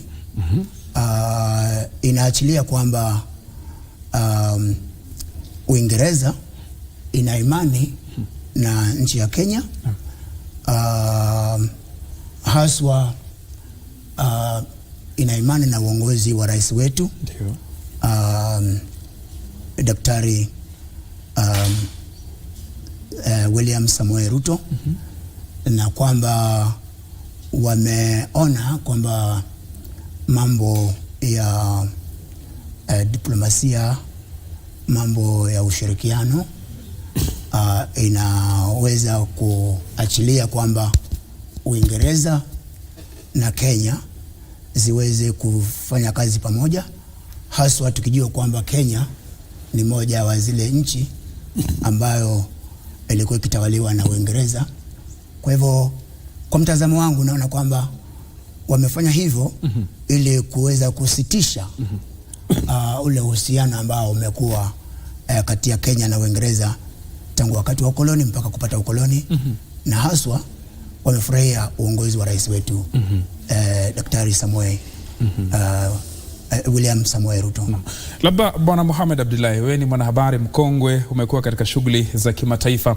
Ziara hii kimataifa, hususan kwa taifa la Kenya, ina maana gani ya mfalme huyu wa tatu kutoka nchini Uingereza? Asante Rashidi kwa mara nyingine kutualika katika kipindi chako hiki, katika kipindi hiki cha KBC. Ningependa kusema kwamba muhimu wake ni kwamba nchi hii itaweza kufaidi kwa njia fulani fulani, kwamba pengine kwa upande wa utalii itatambulikana, watalii wengi wataweza kuja, kwa sababu kama unajua kama ziara hii itatangazwa kule Uingereza na katika nchi nyingine, na kwa hiyo watu wengi wataweza kuja unajua watu, dunia ni kubwa na kila mmoja na shughuli zake katika mahali alipo. Unaona, ni kama sasa hivi sisi sasa kufikiria kwa mfano Ujerumani ni vigumu, sababu sisi tunaishi hapa, au kufikiria Yugoslavia, Bosnia au wapi.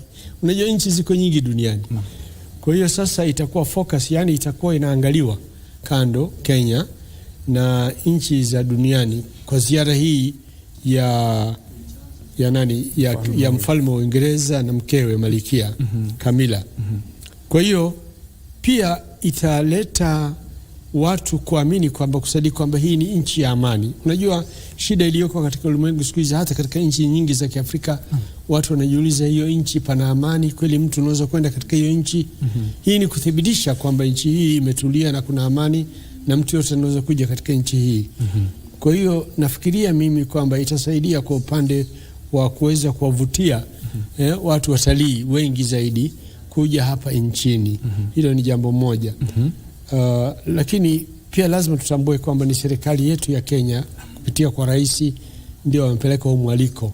Kwa hiyo naitikia huu mwaliko.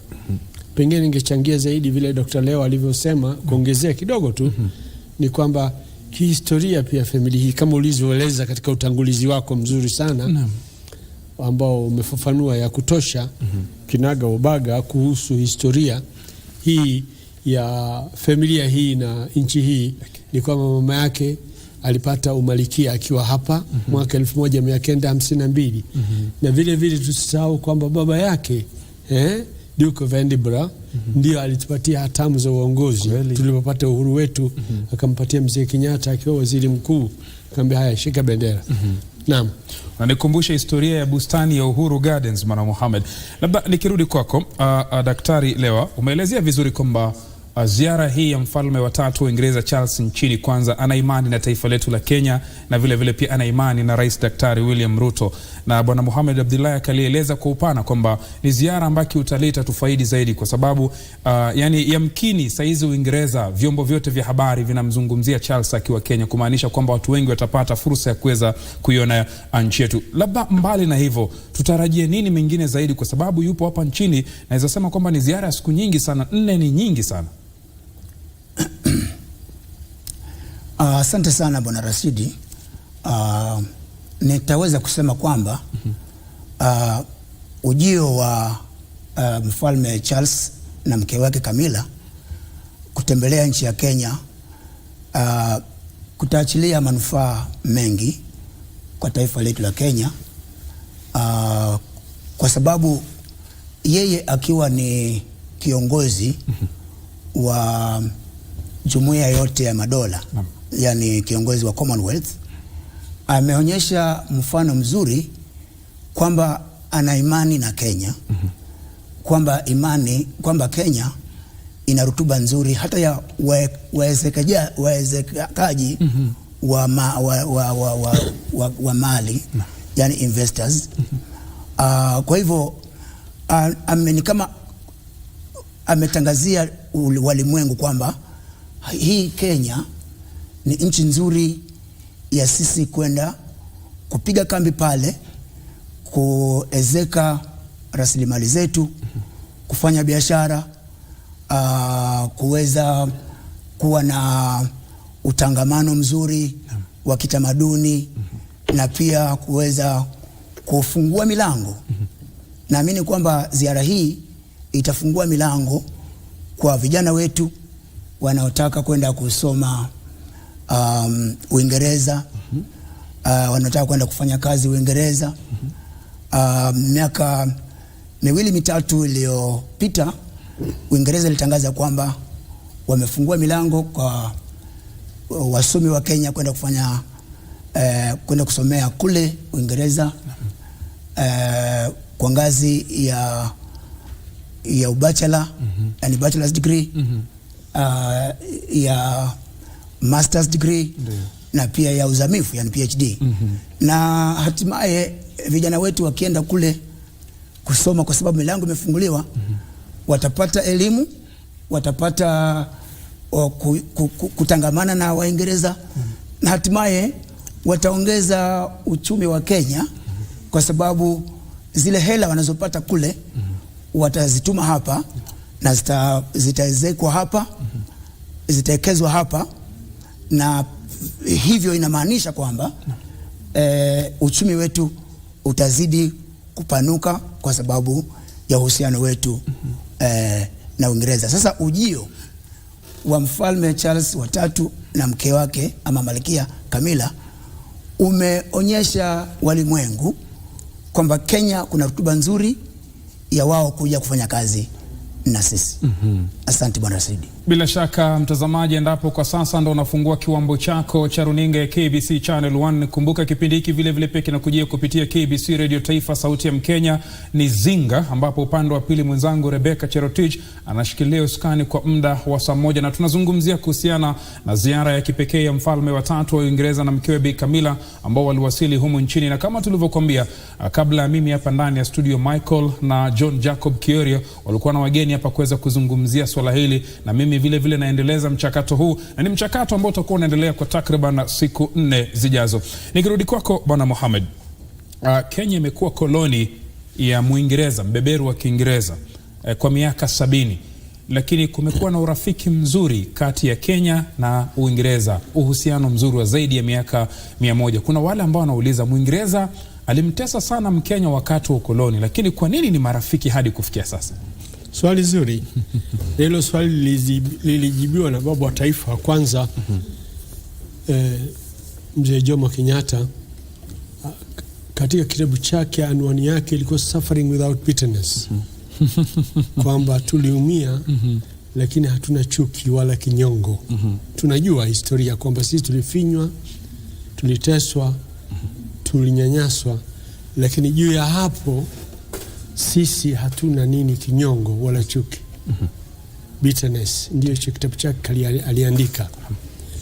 Hicho kitabu ndio alielezea kwamba, na vile vile unajua ilipofika wakati wa uhuru kupatikana, nchi za Kiafrika nyingine ziliyumba yumba.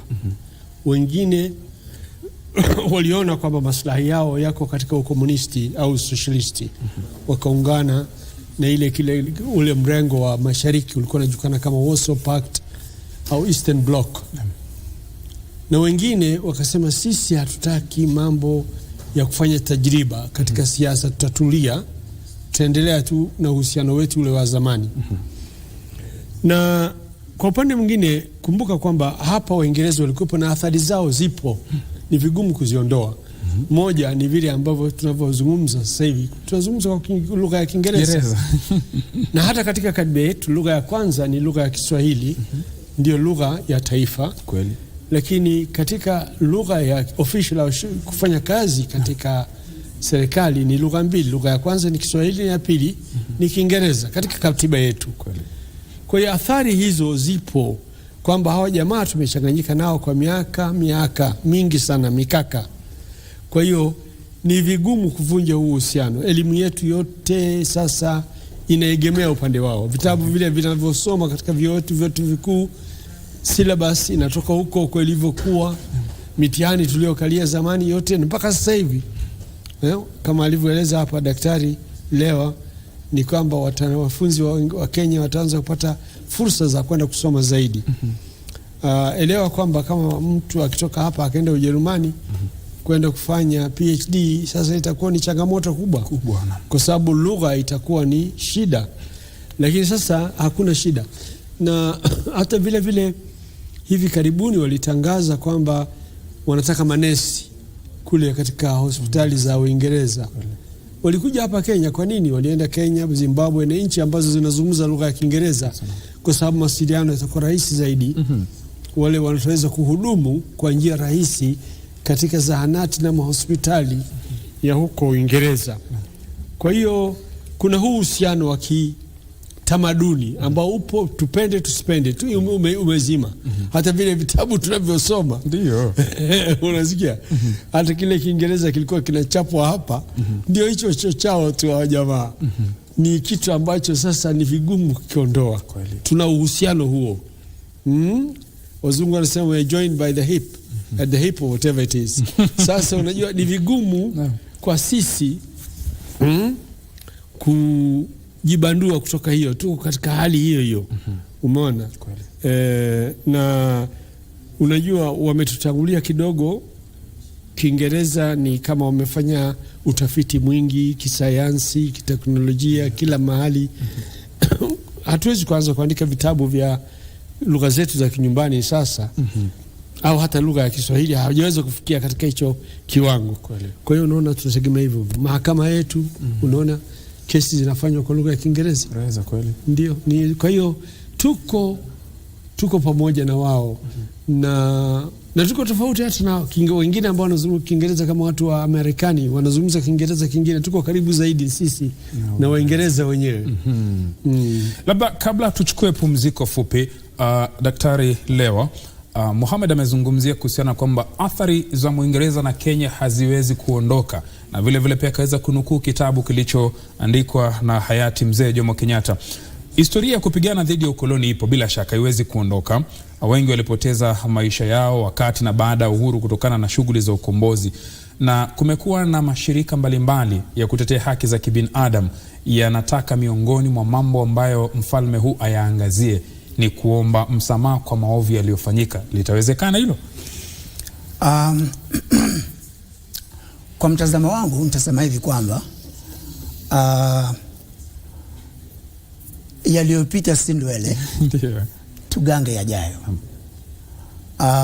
Nasema hivyo kwa sababu tukiweka kumbukumbu na kukumbuka maovu yaliyofanywa hatutasonga mbele. Ningeomba tu wa Kenya kwamba tuwe na roho ya msamaha ili tupate nafasi ya kufanya kazi na nchi ya Uingereza. Tunafahamu kweli kwamba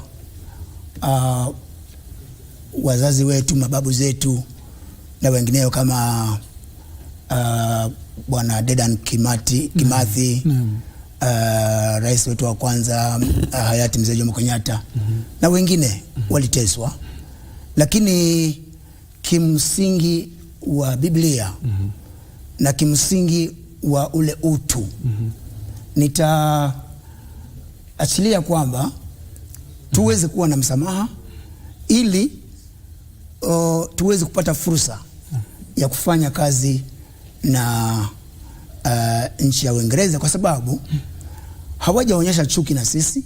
Ndio maana hata baada ya kutupatia uhuru wameendelea kututembelea, wameendelea kufungua milango yao kwa watoto wetu, vijana wetu kwenda kusoma kule. Wameendelea kuhakikisha kwamba tamaduni zetu na zao zinashikamana, na wamekuwa mstari wa mbele kutushirikisha katika teknolojia zao. Kama vile Bwana Mohamed alivyosema, wauguzi wengi hapa Kenya wamesomea huko, na pia wamefungua milango ya wauguzi hao, yani nurses, kwenda kule, kwenda kufanya kazi. Kwa hivyo nitapendekeza kwamba tuwe na roho ya msamaha na tumpokee mfalme Charles na Malkia Camilla ili wafungue moyo, waachilie yale mazuri ambayo wametuletea, ili wanaofanya kazi na sisi pamoja na rais wetu mpendwa, tuweze kujua kwamba kutakuwa na mazuri ambayo itainua uchumi wetu wa Kenya na pia kuwa na mshikamano mzuri wa tamaduni za Wakenya na Waingereza. Bila shaka mtazamaji, ikiwa ni 28 dakika zimesalia kuweza kutimia saa 3, kama tulivyokuambia, mijadala mbalimbali itakuwa inaendelea hapa kwa lugha mbalimbali, lugha ya Kiingereza, lugha ya Malkia na vile vile pia lugha ya kitaifa, lugha ya Kiswahili. Kumbuka haya yote mtazamaji ni kwa ajili ya ziara ya mfalme wa 3 wa Uingereza na mkewe ambao waligusa udongo wa Kenya hapo jana usiku na wanatarajiwa kuwa katika ziara ya siku 4. Miongoni tu mwa sehemu ambazo mfalme huyu anatarajiwa kuzuru ni pamoja na kule mjini Mombasa ambapo wanatazamiwa kuzuru makao makuu ya jeshi la wanamaji. Unajua Kenya na Uingereza ina ushirikiano mkubwa sana katika masuala ya ulinzi na usalama, na vile vile pia kuna msikiti maarufu wa zamani sana ambao umejengwa kwa mfumo wa Kiomani na Kiswahili kule mjini Mombasa, maeneo ya Old Town ama Kiswahili Kibokoni. Atakuwa na kikao na viongozi wa Kiislamu. Kwa hiyo ni mengi tumekuandalia, utakuwa unayapata katika vipindi vyetu vyote kupitia runinga na kupitia redio. Lakini kwa sasa nikimeza maji ya tama la sharubeti mtazamaji, naomba tuchukue mapumziko mafupi, tutakaporudi tutasonga mbele. Ni Zinga na Good Morning Kenya.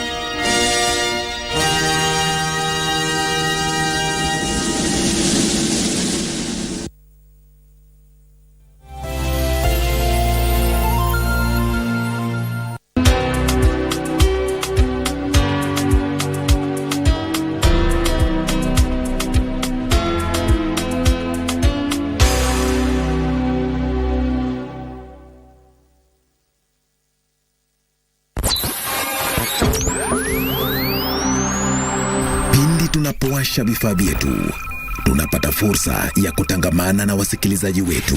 Karibu sana thĩinĩ wa tabarĩra ya Rwiga. Tunapeperusha utangazaji uliobobea katika habari, ni ũndũ wa macio na mangĩ maingĩ, burudani, nĩ harĩa tũkoragwo tũkĩigua nyĩmbo mwaki nyĩmbo hot, na hamasisho la kiroho. Usiachwe nyuma, jiunge nasi kwa safari ya kufana katika 99.5 FM. Solo FM.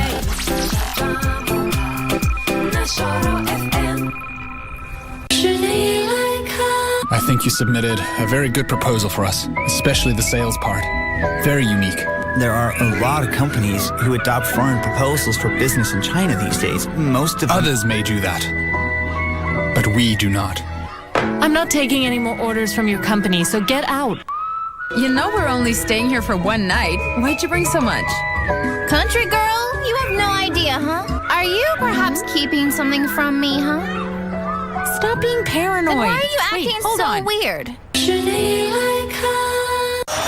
This is the first time it's happening in Africa.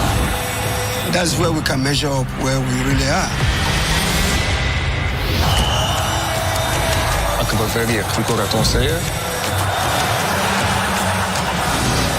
Enyimba is Nigeria.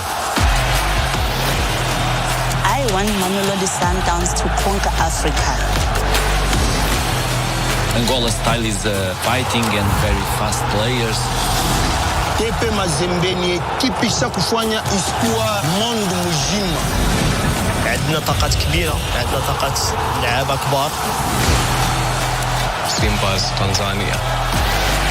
أي بطولة هي بالنسبة لنا بتبقى أهم بطولة.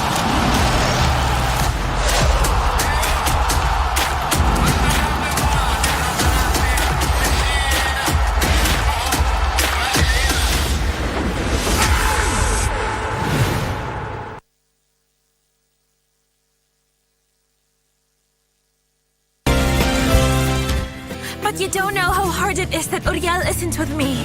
That's the worst thing that can happen to a pregnant woman.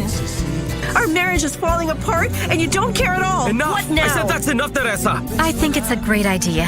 Teresa has come like a gift from heaven. You want to make sure that I don't see Isabel. What's the matter? Stop it! We're preparing everything, Carolina. Are you really sure this is what you want to do?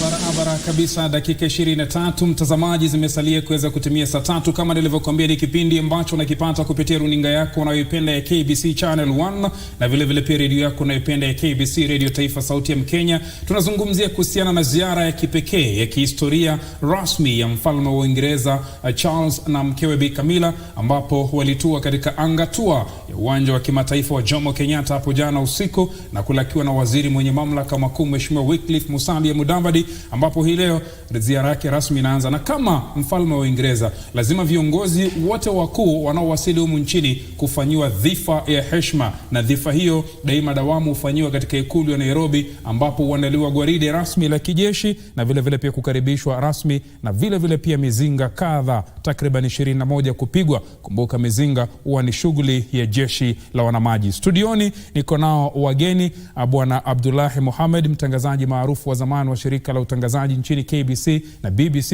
na niko naye Daktari Lewa Kiti ndani ya studio ambaye ni mhadhiri wa masuala ya diplomasia. Lakini kabla kurudi kwao, tusikilize maoni ya wasikilizaji. Je, wana maoni gani kuhusiana na hii ziara ya mfalme Charles humu nchini? Kumbuka unaweza ukasema nasi kupitia kwenye mitandao yetu ya kijamii kwenye ukurasa wa Facebook KBC Channel 1 TV na KBC Radio Taifa Sauti ya Mkenya. Mwenzangu upande ule wa redio Rebecca Cherotich, kama kuna simu tuchukue 2-3. 0017669 0732745111. Hello Radio Taifa.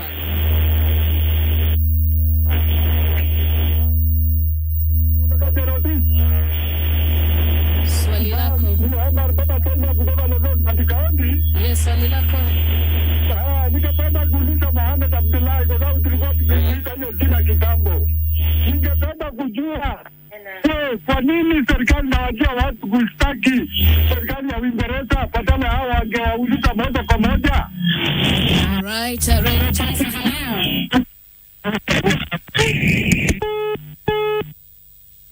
Ukipiga simu tafadhali uliza swali lako 0732745111. Hello Radio Taifa. Mkondo. Vipi? Amjambo. Hatujambo. Mimi sijambo na mshukuru Mwenyezi Mungu. Nauliza kuhusu mfalme wa Uingereza. Maana wakati walitawala kwetu walitoa hata mchanga akielekeza kwao. Na hata mtu wakachukua akapeleka kwao. Hata tulipo watagaramia vipi wale watu mwanzo waliumia kuhusu hiyo serikali yao ya Uingereza. Asante kwa swali lako Radio Taifa. Vipi? Mimi nijua nikitoka Lodwa. Salamia hiyo ndugu. Anasalimika. Ambia Kenya yetu mvua chuka sana ile mzuri. Wa mwisho ni nani hapa? Hello KBC. Vipi? Hamjambo nyote hapo? Hatujambo, swali lako. Mimi ni kupongeza na kusema mgeni naje mwenyeji apone, tutaka baraka zake bwana huo mgeni. Shukrani. Haya, Mkondo.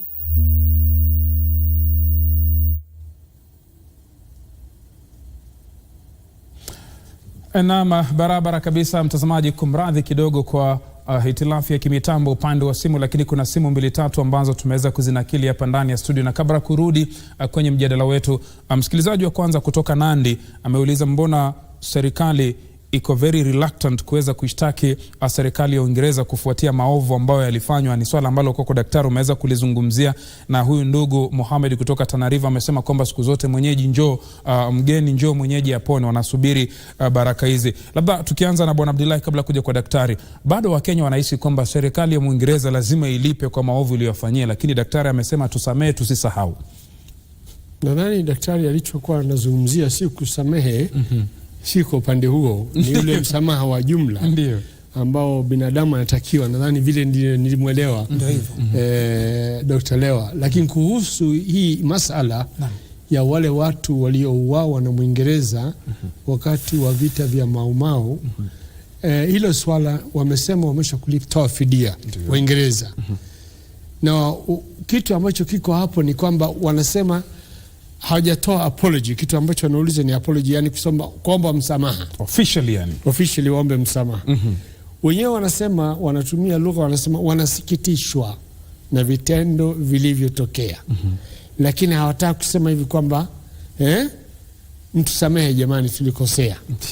Wakenya na watu wengine wanasisitiza kwamba Uingereza ni lazima iseme kwamba iombe msamaha. Umeona? Sasa ni ulimi hapo.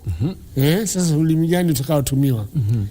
Lakini wanavyosema Waingereza ni kwamba wamesha kutoa fidia kwa wale watu wote. Wamesema wametoa fidia nzuri.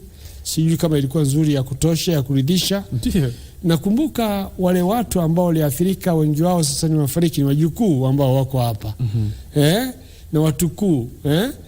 Wale wenyewe hawapo tena, wengi wao wamefariki. Kwa hiyo wanasema walipa ridhaa, wamesha kutoa hizo pesa hizo.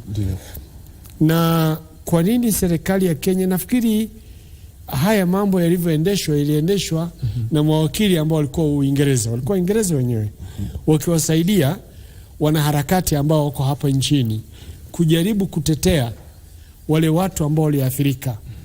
Na hiyo kesi wakashinda na wakapata ridhaa hiyo ambayo naizungumzia. Naam. Daktari Lewa, sijui una la kuongezea kwa nukta hii? Ndio, Bwana Rashidi. Namunga mkono mzungumzaji mwenzangu Bwana Mohamed. Ni kwamba serikali ya Uingereza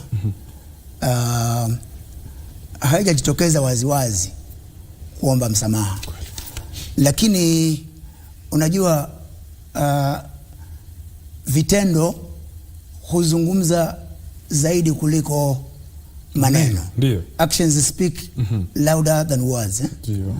Hili kwamba ingawaje kulikuwa na hiyo hali ya ukoloni na hali ya kutesa babu zetu na baba zetu, wengi wakampoteza maisha, hiyo ilitendeka. Lakini nitasema tu kitu kidogo kwamba vile kwamba miaka nene ya miaka rudi wameendelea kudumisha uhusiano mzuri na nchi yetu ya Kenya.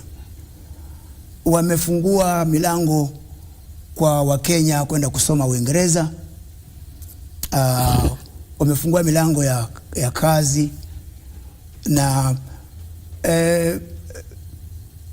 Malkia mwenyewe, Malkia Elizabeth wa pili, ambaye ni mamake Mfalme Charles, aliendelea kuzuru Kenya hata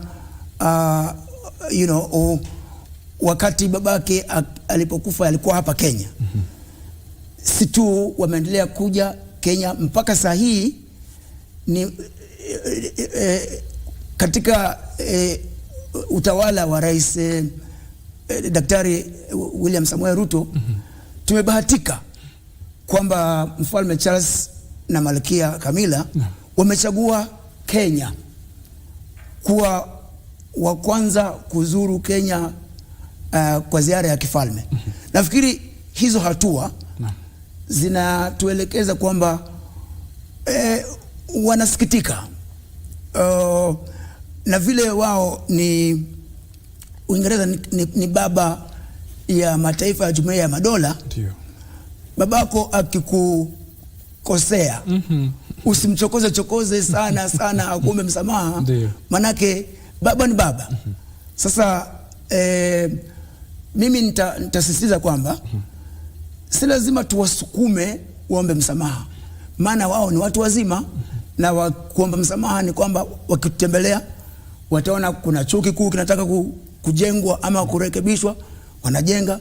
Wataona kwamba pengine idara yetu ya wanamaji inahitaji kuboreshwa, wakiambiwa kwa utaratibu, kwa hekima, kwa diplomasia mzuri, hawajakataa. Kwa hivyo mimi naona kwamba wanasikitika, na naachilia kwamba si lazima tuwasukume sana, isije karibu ule uhusiano bora ambao wamehudumisha tangu kutupatia huru. Hayo ni maoni yangu.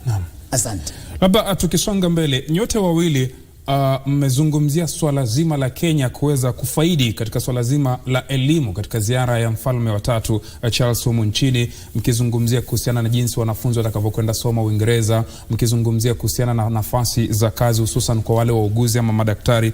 Labda kuna yule ambaye anatutizama kwa sasa anauliza, je, pengine ni makisio gani, masuala gani ya kiuchumi ambayo huyu kiongozi wa Uingereza mfalme anatarajiwa kuyazungumzia na yataweza kusaidia katika taifa letu la Kenya? Nikianza na ndugu Mohamed. Kabla ya hapo ningependa kusema mambo mawili matatu, Rashidi. Naam. Kwanza mimi nilipata fursa ya kukutana na huyu akiwa Prince. Ndio. BBC ilikuwa inaadhimisha miaka 50 ya kuwepo kwake, na ilifanyika kule Guildhall, ikakutana naye. Na jambo la pili nilikuwa nataka kusema, na hapa hatukuzungumza sana, nilikuwa katika kundi wachache ambao wahariri wachache tuliambia tukutane naye faragha kidogo kando, ngaje ilikuwa hafla kubwa. Jambo la pili ni kwamba nakumbuka Dr. Sally Kosgei ambaye alikuwa balozi wa Kenya huko, wakati mmoja aliniambia kwamba Prince Philip, Duke of Edinburgh, mmewe Malikia, baba yake huyu King Charles, alikuwa amekutana naye, alikuwa anapenda sana kujua mambo ya Kenya. Na hasa alikuwa wakati alikuwa yeye ndio mkubwa wa taasisi ile ya wanyama ulimwenguni WWF. Yeye ndiye alikuwa kinara, patron, na kwa hiyo alikuwa anapenda sana kujua habari za Kenya na mbuga za wanyama. Hiyo ni kibagizo tu kidogo, acha nielezee kidogo.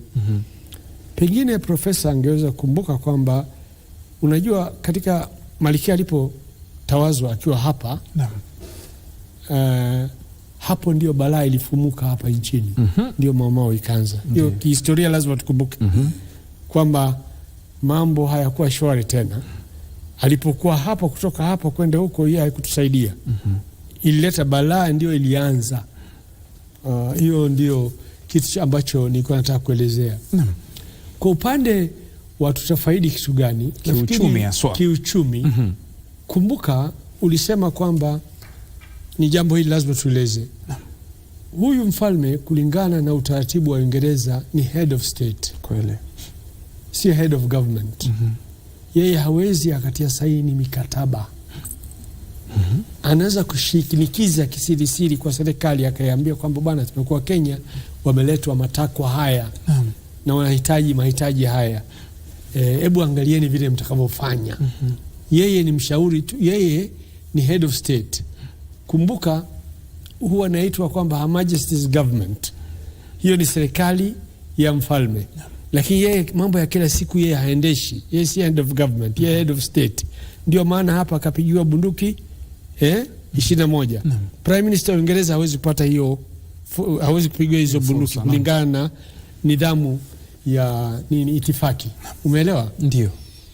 Kwa hiyo yeye amekuja hapa, hii ziara hii ni kama anaweza kushinikiza tu, lakini yeye ni head of state, si head of government. Na hawezi kutia mikataba saini. Kwa jumla kitu ambacho anaweza kufanya tu ni kwamba Uingereza, of course, ni kitu kimoja. Kumbuka kwamba yeye pia ni Her Majesty's Opposition, yeye ni yake. Pia hata wapinzani, chama cha upinzani, he is the king of Her Majesty's Opposition. Yani ni ya mfalme. Upinzani pia, chama cha upinzani kikuu ni chama chake. Na chama kilichoshinda ambacho kinatawala ni chake pia. Na huwa anakutana na serikali waziri mkuu nafikiri kila Jumanne au kila Alhamisi. Ndio. Alafu anaambiwa mambo ambayo yanatokea hapo kisirisiri, ndio anaweza kumdokezea matakwa. Hayasemwi. Anaweza kusema bwana, mimi nimekuwa Kenya na hawa jamaa wamekuja na orodha hii, hebu angalieni mnaweza kufanya yepi. Kisirisiri. Lakini yeye hawezi kufanikisha wala kulazimisha. Hii ni sera ya government. Hata anapofungua bunge na anasoma sera za serikali, hotuba yake imeandikwa. Yeye hawezi kuweka hata full stop, hawezi kuweka koma. Imeandikwa, yeye atasoma tu kwa sababu ni serikali yake. Kwa hiyo tunavyotarajia ni kwamba patakuwa na matokeo mazuri. Kwa jumla taswira ni nzuri. Ziara yake yenyewe tu inaleta uzito. Umeelewa? Na huo uzito huenda tukafaidika. Umeelewa? Kweli. Huenda tukafaidika. Mwisho kabisa, pengine hapo kidogo ningependa kueleza kwamba mimi naamini kwamba lazima tuendelee. Si kwamba tuwaone ubaya. Tuendelee kuuliza hiyo apology. Kweli. Mtazamaji, kabla kurudi kwa tena, kuna baadhi yenu ambao mnazidi kutuma maoni kwenye mitandao yetu ya kijamii. Kuna mmoja hapa anasema, anaitwa Balozi Mashan, anasema kwamba sisi sote tunajua kuwa kama wazee wetu wasingejitolea kusimama kidete na kupigania uhuru wetu tunaojivunia sasa, tungekuwa bado sisi ni watumwa wa hawa Waingereza. Sisi kama Wakenya hatufai kusahau machungu tuliopata wakati wa ukoloni. Nasema tuwasamee watu ambao hawajaomba msamaha. Mwingine hapa anaitwa Martin Ali Mbarani, anasema kwamba ziara ya kifalme ni dhihirisho tosha kuwa tusiwe watu wa inda na inadi, bali kusamee siku zote. Mkondo na wageni wako hapo studio mwanisikia. Wageni pia wamelikokoteza hilo swala la msamaha, tunakusikia vizuri sana.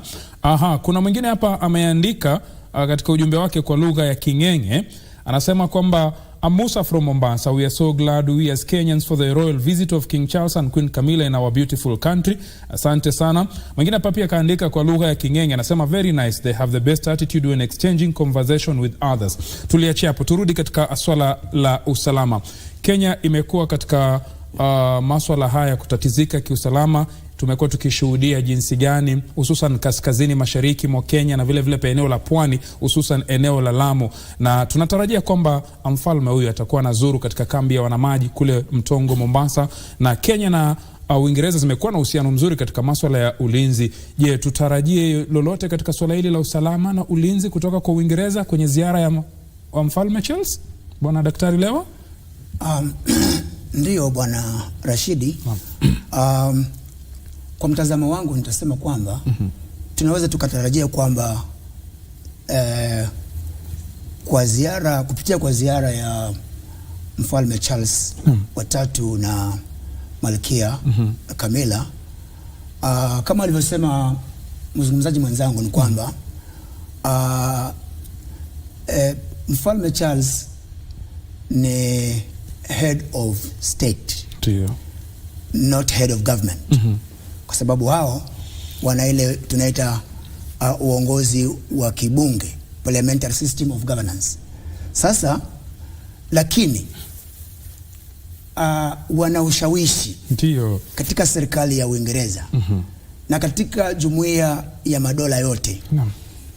Mfalme Charles ndio kiongozi. Sasa naweza nikasema kwamba na kwa uzito sana kwamba kuja kwao kutafaidi usalama wa Kenya, kwa sababu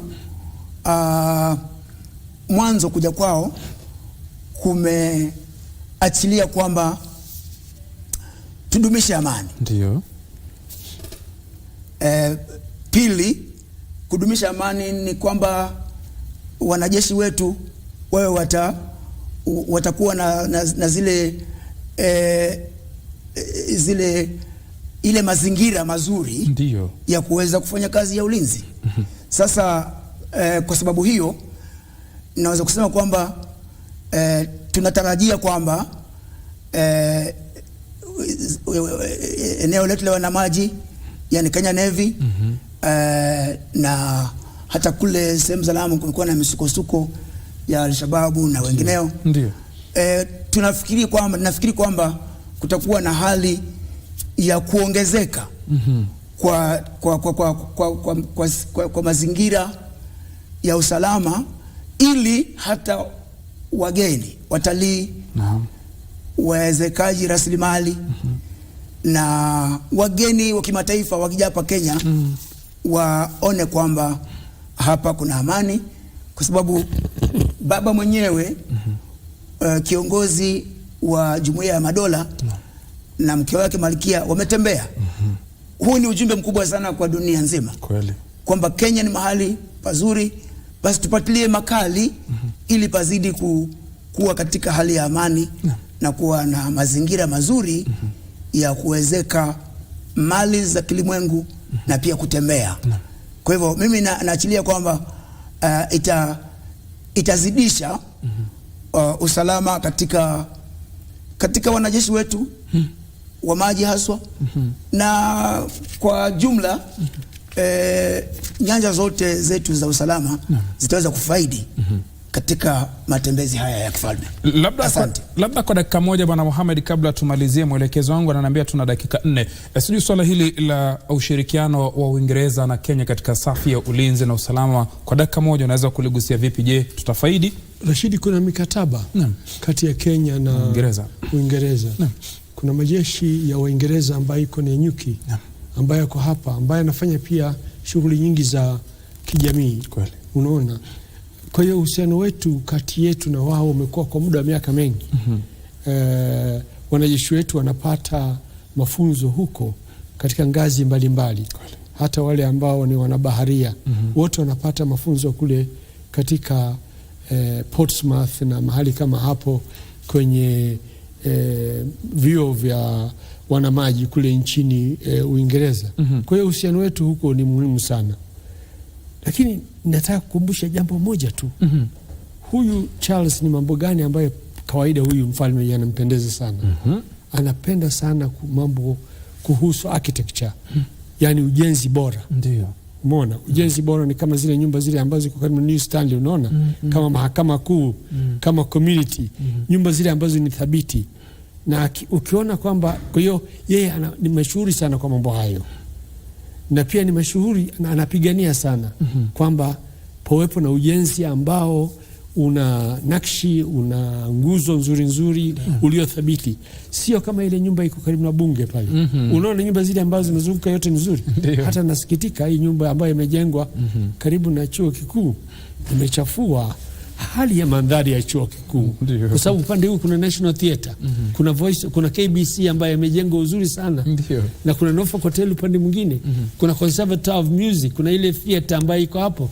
Alafu iko hili limetokea hivi ambayo ni milingoti ya chuma na viotu. Hakuna aesthetics, hakuna kivutio. Sasa ni mtu ambaye anapigania sana vivutio vya ujenzi. Na mwisho ni upande wa environment. Tunasema nini? Mazingira.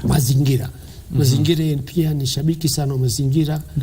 Na mwisho kabisa ni anapinga genetic food, hivi vyakula vilivyotengenezwa hivi vya kisaki. Yeye anasema mwisho kabisa yeye ni mtu ambaye anauga tiba za kijadi. Unaona? Si madawa, tiba za kijadi, sio hasilia. Nenda kanywa manyasi, unajua uchemshe alafu nywa. Anasema hivyo. Shikilia hapo Bwana Mohamed, labda tumalizie kwa sababu ya muda. Ili swali litakwenda kwenu nyote. Labda mwisho wa ziara hii ya mfalme wa Uingereza na mkewe ambapo ni siku 4. Kimtazamo wenu kutakuwa na kumbukumbu gani? Tukumbuke kwamba ziara ya mfalme si rahisi kupangwa, wewe inachukua muda mrefu. Tukianza na Daktari Leo Kiti. Asante Bwana Rashidi. Kwa mtazamo wangu naona kutakuwa na kumbukumbu kubwa nzuri. Kwamba Mfalme Charles ameonyesha ushawishi kwa mataifa ya dunia kwamba Kenya ni nchi nzuri. Kwamba Kenya ni mahali pazuri pa kuwezeka rasilimali. Na kwamba wa Kenya wamekomaa pia kidemokrasia. Kwamba majuzi tulikuwa na uchaguzi na aliyeshinda rais wetu akaapishwa bila fujo. Na hatimaye baada ya hapo kulikuwa na fujo kidogo, maandamano. Lakini kwa ushauri ya wazee, kwa ushauri ya watu waliokomaa kisiasa na kidini. Hiyo mambo sasa imekwisha. Sasa mimi naona kwamba kutakuwa na mazuri. Wakenya wataendelea kufaidi kupokea watalii. Wakenya wataendelea kufaidi kupokea wawezekaji rasilimali, yani investors. Na Wakenya wamepata sifa dunia nzima kwa sababu sasa kama mfalme wa Jumuiya ya Madola amechagua kuja Kenya. Ndio. Kwa ziara yake ya kwanza tangu awe mfalme. Nafikiri huu ni ujumbe mkubwa sana ameupeana kwa walimwengu kwamba Kenya ni mahali pazuri. Shikilia hapo kwa dakika moja kabla kurudi kwake Bwana Abdullahi tufunge. Na ni kwamba mtazamaji, utawala wa Uingereza nchini Kenya kati ya mwaka wa 1901 na mwaka 1960 ulishuhudia ajira ya kulazimishwa, ubaguzi wa rangi na watu kuhamishwa makwao kwa lazima ili kuwaridhisha masetla. Mtazamaji, kama karne moja baadaye, Wakenya wengi wanakadiria athari za ukoloni na juhudi zilizofanywa za kujikomboa kutoka kwa utawala wa wazungu, ambapo maelfu ya Wakenya waliuawa na mamilioni kufurushwa kutoka makwao. Ni taarifa ambayo imeweza kuangaziwa na mwanahabari wetu Abdulaziz Hashim, ambapo atakuwa anarejelea matukio ya kusikitisha ya enzi za ukoloni ambayo baadaye yalichangia yale yanayoshuhudiwa humo nchini Kenya. Tutazame. Historia hii ilianza mwaka 1895 kufuatia kubuniwa kwa kile kilichotajwa kuwa eneo lililo chini ya himaya ya Uingereza katika kanda ya Afrika Mashariki, likijumuisha Kenya, Uganda na baadaye Tanganyika. Wa kwanza kuwasili humu nchini walikuwa masetla wa Uingereza waliopendelea taifa hili kutokana na wingi wa rasilimali na hali ya anga ya kuridhisha. Lengo la awali lilikuwa kuelimisha wananchi kuhusu dini na ungwana. Hata hivyo, kitumbua kiliingia mchanga na malengo hayo yakageuka ghafla bin vu. Kenya ilitawaliwa na Uingereza kati ya mwaka 1901 na mwaka 1960. Mamilioni ya Wakenya waliokuwa wakulima na wafugaji walifurushwa kutoka mashamba yao na kuhamishwa maeneo kame na kwenye ardhi isiyo na rutuba. Wengi wao walilazimishwa kufanya kazi kama vibarua kwenye mashamba ya wazungu, hususan katika maeneo yaliyopewa jina ya White Highlands. Wakoloni hao wakatumia mbinu ya jadi ya kutenganisha na kutawala, ambapo waliibua uhasama wa kikabila miongoni mwa jamii ambao ulisababisha vifo vya maelfu ya Wakenya.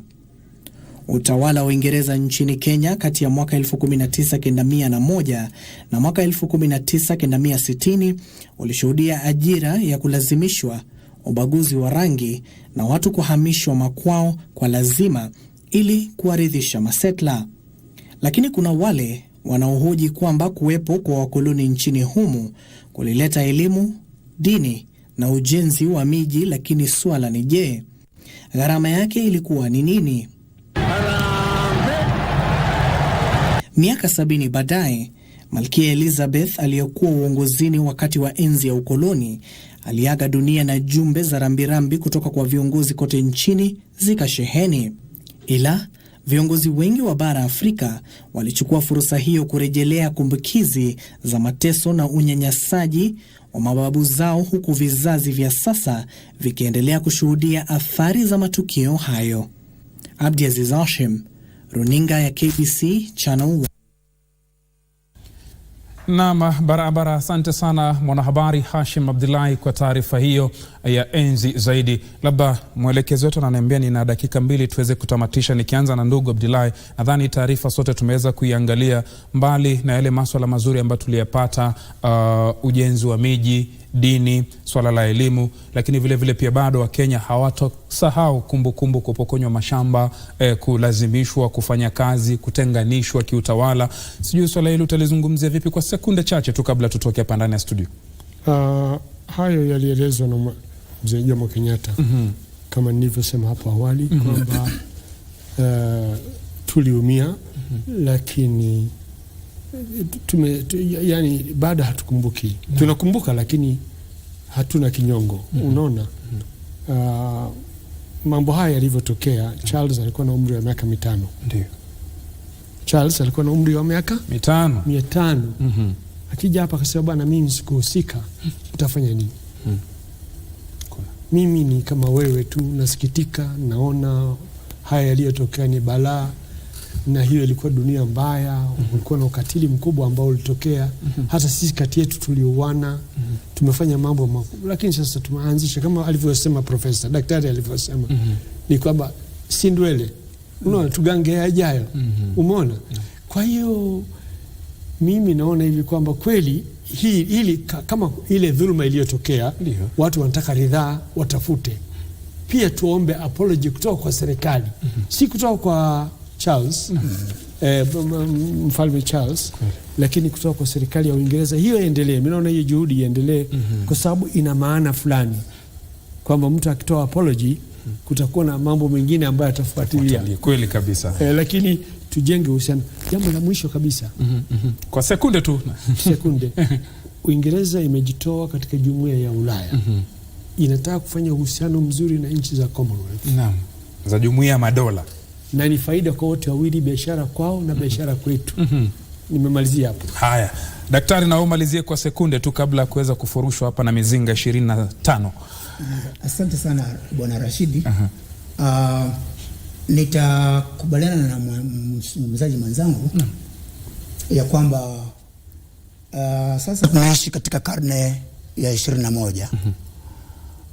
Itakuwa tumejirudisha nyuma kama tutaendelea kuweka kumbukumbu za vile Waingereza wa koloni walitesa baba zetu na babu zetu.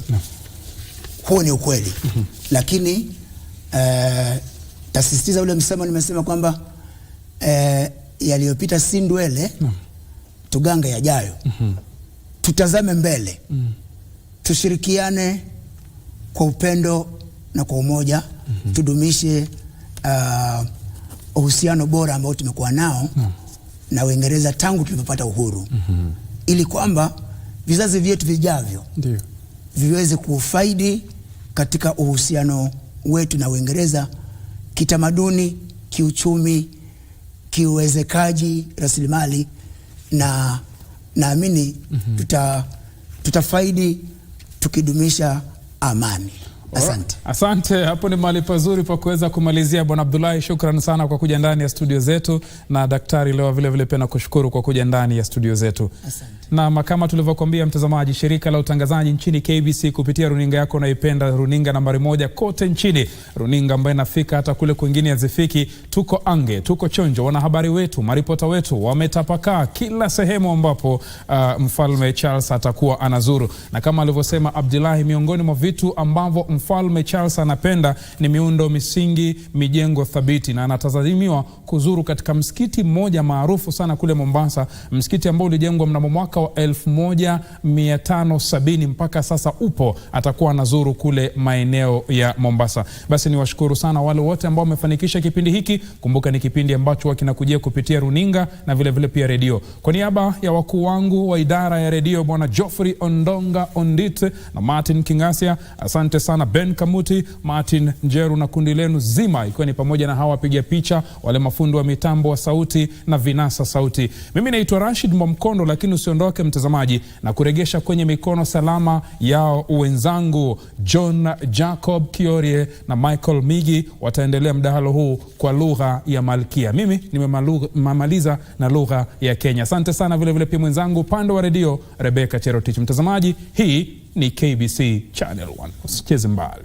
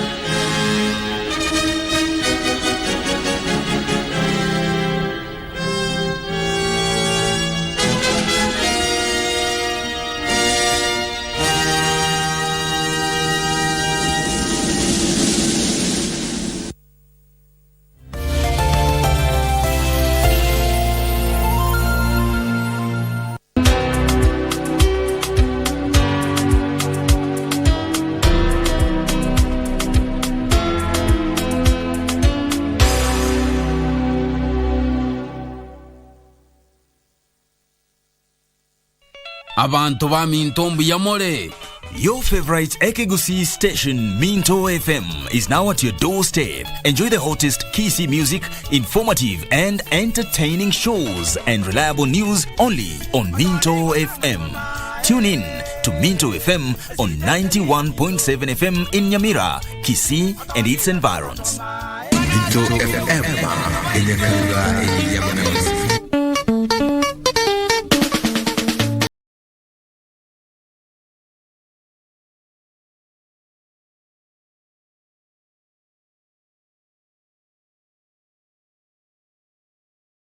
aliweza kukifanya ama kukisema baada ya muujiza ambao Allah subhanahu wa ta'ala alitekeleza na kumwezesha kuwasaidia waja wake kutokana na dhulma za Ya'juj wal Ma'juj. Aliweza kusema kuwa si yeye ambaye alikitekeleza kile ambacho alikifanya, alisema ni kutokana na busara aliyopewa na kujaliwa na Allah subhanahu wa ta'ala. Kwa na wewe ndugu yangu, chochote alichokupatia Allah, kazi unaoifanya, ukisucceed, ukifaulu, sema maneno kama haya, qala hadha rahmatu min rabbi.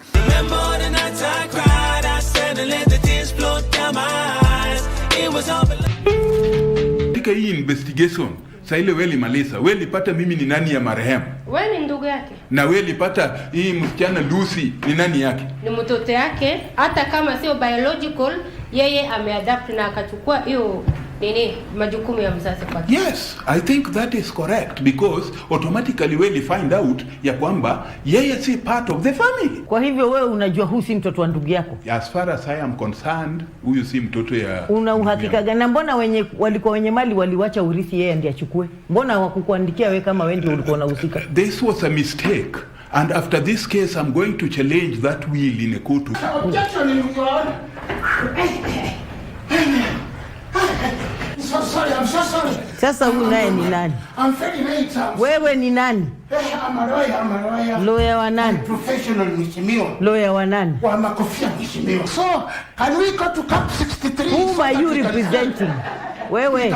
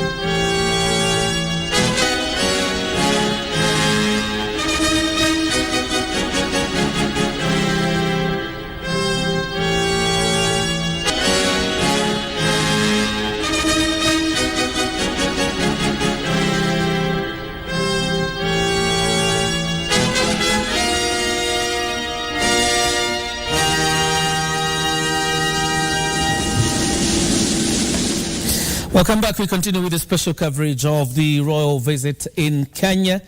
And as my colleagues have really been going through the visit and what is really expected, and most importantly, the clamor for apology by the Kenyan public, and particularly the Mau Mau war veterans, their demand for an apology from the royals. Do we expect an apology?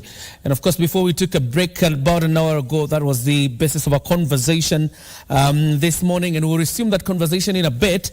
But in the meantime, let's just continue with the coverage, and we'll be linking up with some of our reporters, particularly Timothy Kipnusi and O'Brien Kimani, who are at State House, Nairobi. But before then, let's just retrace the visit of the Queen Elizabeth, the late, of course. That is when she was in Kenya in 1952, when she got the sad news of the demise of her dad, who was struggling with cancer. Here's that story.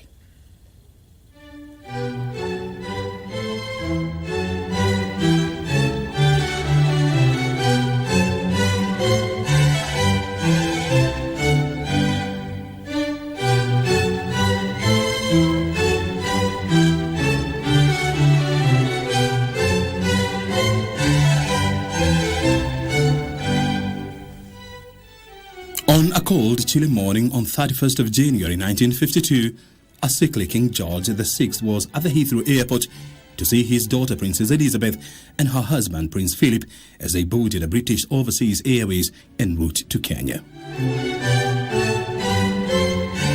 Little did they know that they were bidding goodbye to each other for the last time. Aged only 25 and completely inexperienced, the princess and her husband were en route to Kenya, New Zealand and Australia as part of a Commonwealth tour. However, this was never to be. After arriving in Nairobi, the princess was whisked by British forces who had been assigned to guard her entourage at a time when Mau Mau freedom fighters were readying for a face-off with the British forces over land and labor exploitation. I had a personal encounter, so I had the privilege of asking her how it was when she visited Kenya in 1952.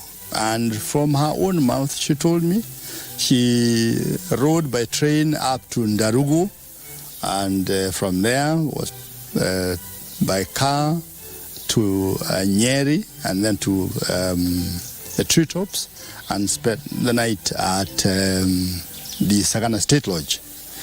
It brought back memories, because when I visited her at Thika Sports Club as chair, after her lunch date with us, she actually wrote 5 letters thanking the chair of Thika Sports Club for having hosted her at the club.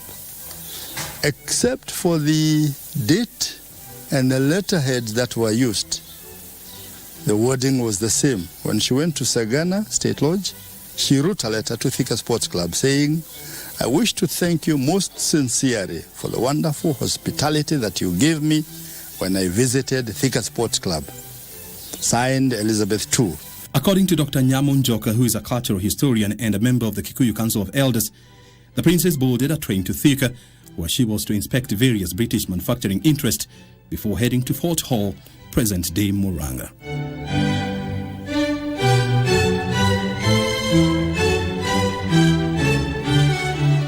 However, the trip was deemed too dangerous, forcing the princess to change plans, opting to travel by road to Nyeri. One thing I am sure is that she wasn't given the whole picture of what was happening in this country. Remember, Sir Evelyn Bering was brought from Malaysia to come and quell the uprising of the Agikuyu in Kenya. The late Sir Derek Erskine was brought from Palestine to come and quell the uprising of the Agikuyu against the colonial government. And when this is what I have read, and when the two gentlemen met, they said, dealing with the Agikuyu, we only need 3 months, and we'll finish with them and go back to our stations.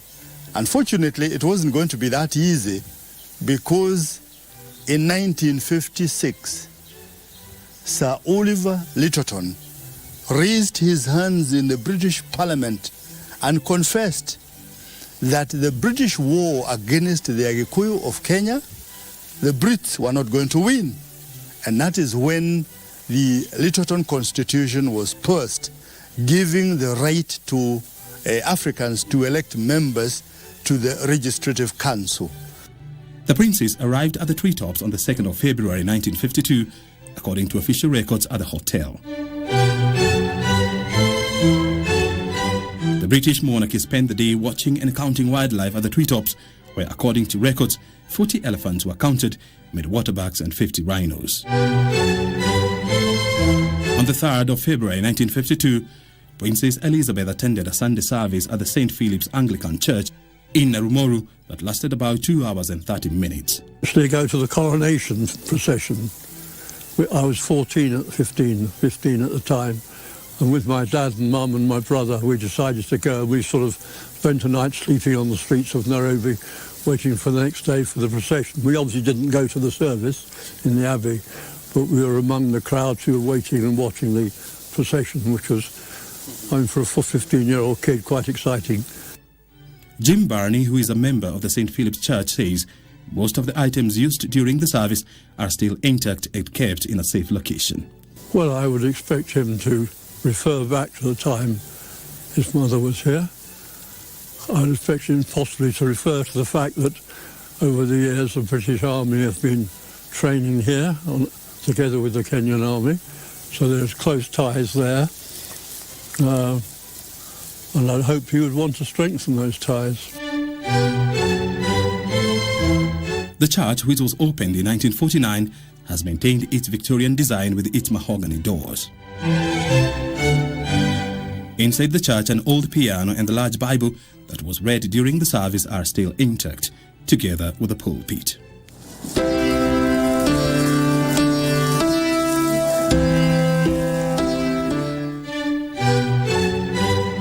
After the service, the royals retreated for lunch at the Narumoru River Lodge, which is less than 5 kilometers away.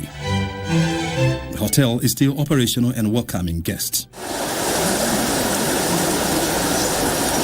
While the Narumoru River still flows, the famous trout fish, which was in abundance, is no more due to overfishing and pollution upstream. In the evening, the royals retreated to the treetops for a rest after a busy and a hectic day. Meanwhile, the Mau Mau fighters' call for freedom and land redistribution was growing and gaining popularity in central Kenya. Inside the 10 Downing Street in London, UK Prime Minister then Sir Winston Churchill was drawing up a plan on how to quell and suppress the Mau Mau uprising. On the 4th of February, the royals embarked on a tour of the expansive Aberdare National Park, visiting various points in the park, among them the fishing lounge, which was famous for trout fishing and a vantage point for game viewing. Then, the UK royal family had a picnic lunch next to the Queen's Caves, which were also used by Mau Mau freedom fighters to organize and launch surprise attacks on British forces and members of the settler community, according to Geoffrey Kariuki, Customer Relations Officer at the Aberdare National Park. These caves were discovered by the Mau Mau. This is where they used to hide through the caves, so that they could not easily be spotted by the British forces. So this is where they used to hide. And during the time when the Queen was coming in, this is one of the places that they had the intention to bring her on her way to Treetops Lodge in 1952. Princess Elizabeth and her entourage decided to come over here to have a look at the famous Magura Caves that were used by the Mau Mau fighters as a hideout. And exactly this location is where she was served her picnic lunch. And according to historians, part of what was on the menu was smoked fish and mashed potatoes. And thereafter, she went down to have a look at the Magura Caves. And as she was coming up, these caves had already been renamed as the Queen Caves. Today, they're still as intact as they were back in 1952. History tells us they were here for around 1.5 hours at most before they proceeded to the treetops, because by that time she was tiring and she was on her way to get to the hotel, because we are still around 46 kilometers away to where the treetops is. Princess and Prince Philip retreated to their room eating at the treetops for dinner. On the 5th day, the princess spent the day meeting various dignitaries and getting briefs from senior colonial government officials. She also took time to visit the Sagana Fishing Lodge, now Sagana State Lodge, which had been donated to her by the colonial government as a wedding gift. For the last 3 years, the treetops has remained closed. And this is a hotel where Princess Elizabeth went to bed as a princess and woke up as a queen. This hotel carries so much history, not only for this country, but also for the British monarchy. And so the question is, for how long will this facility remain closed to the public? Meanwhile, at the Sandringham royal residence, the health situation of King George was getting worse, causing concern among his handlers. On the night of 5th February 1952, King George VI breathed his last at his Sandringham residence in Norfolk.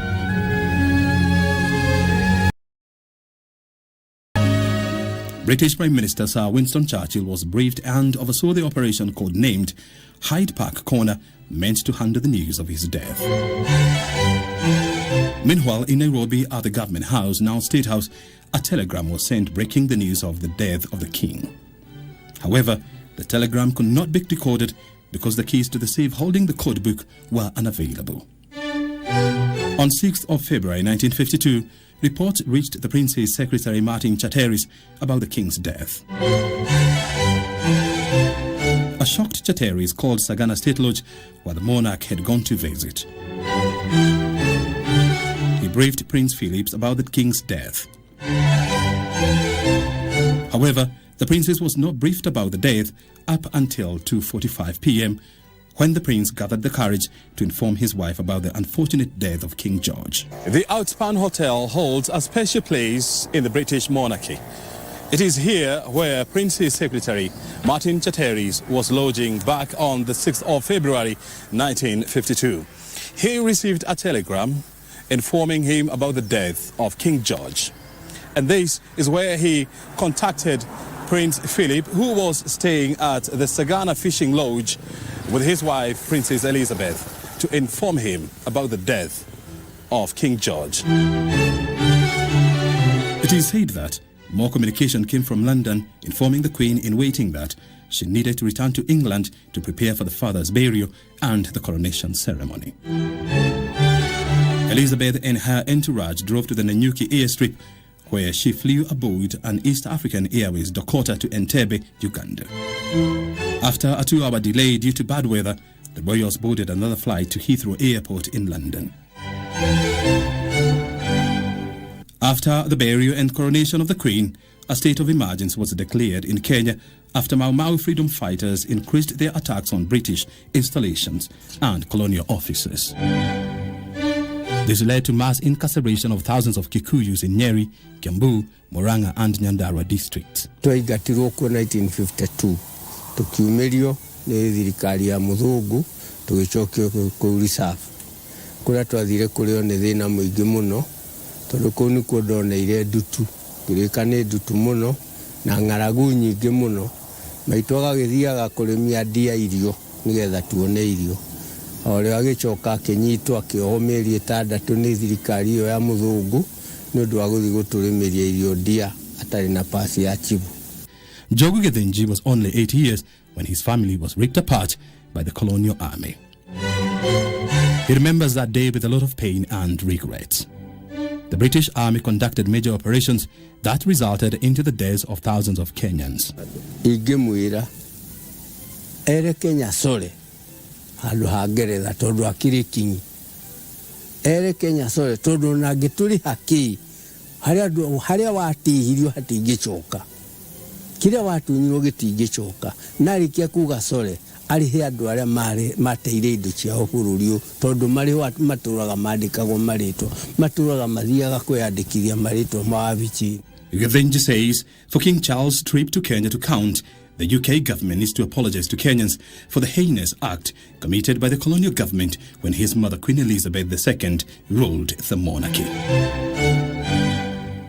Today, as King Charles visits Kenya, many are waiting to see what legacy his trip to Kenya will leave, or will it just be another royal tour to a former colony by British monarchy? The fact that King Charles has picked Kenya as his first overseas trip to a Commonwealth country is a sign of the deep relations that exist between Kenya and the United Kingdom. For Channel 1, I'm O'Brien Kimani.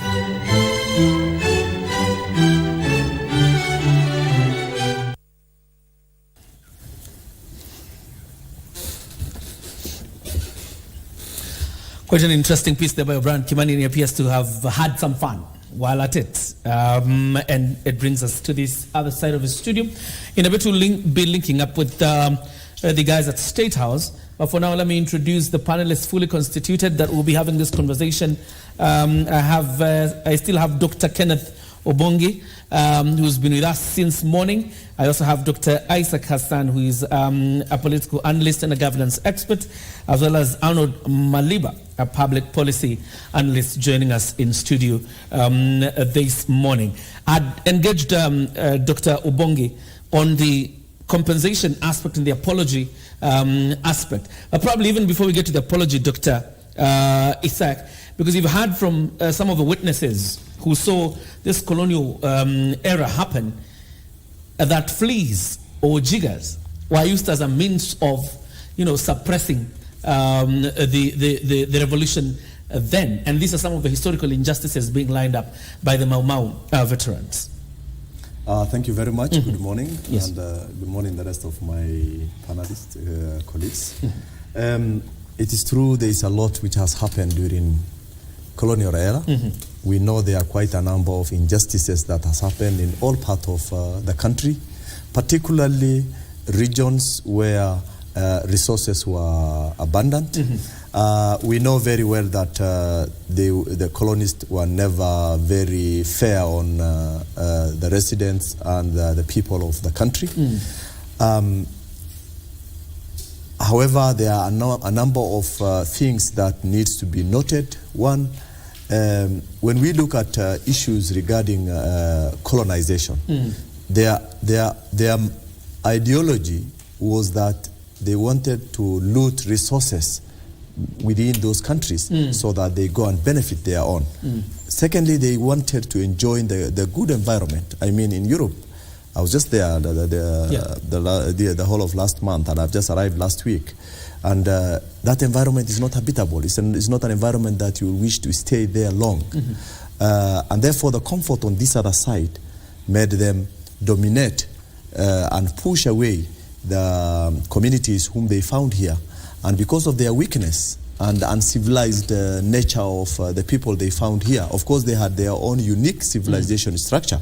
But generally, in terms of the way the colonists viewed it, means that people were exploited, they were enslaved, others were tortured, women were raped, men were castrated, and people were killed. Beside that,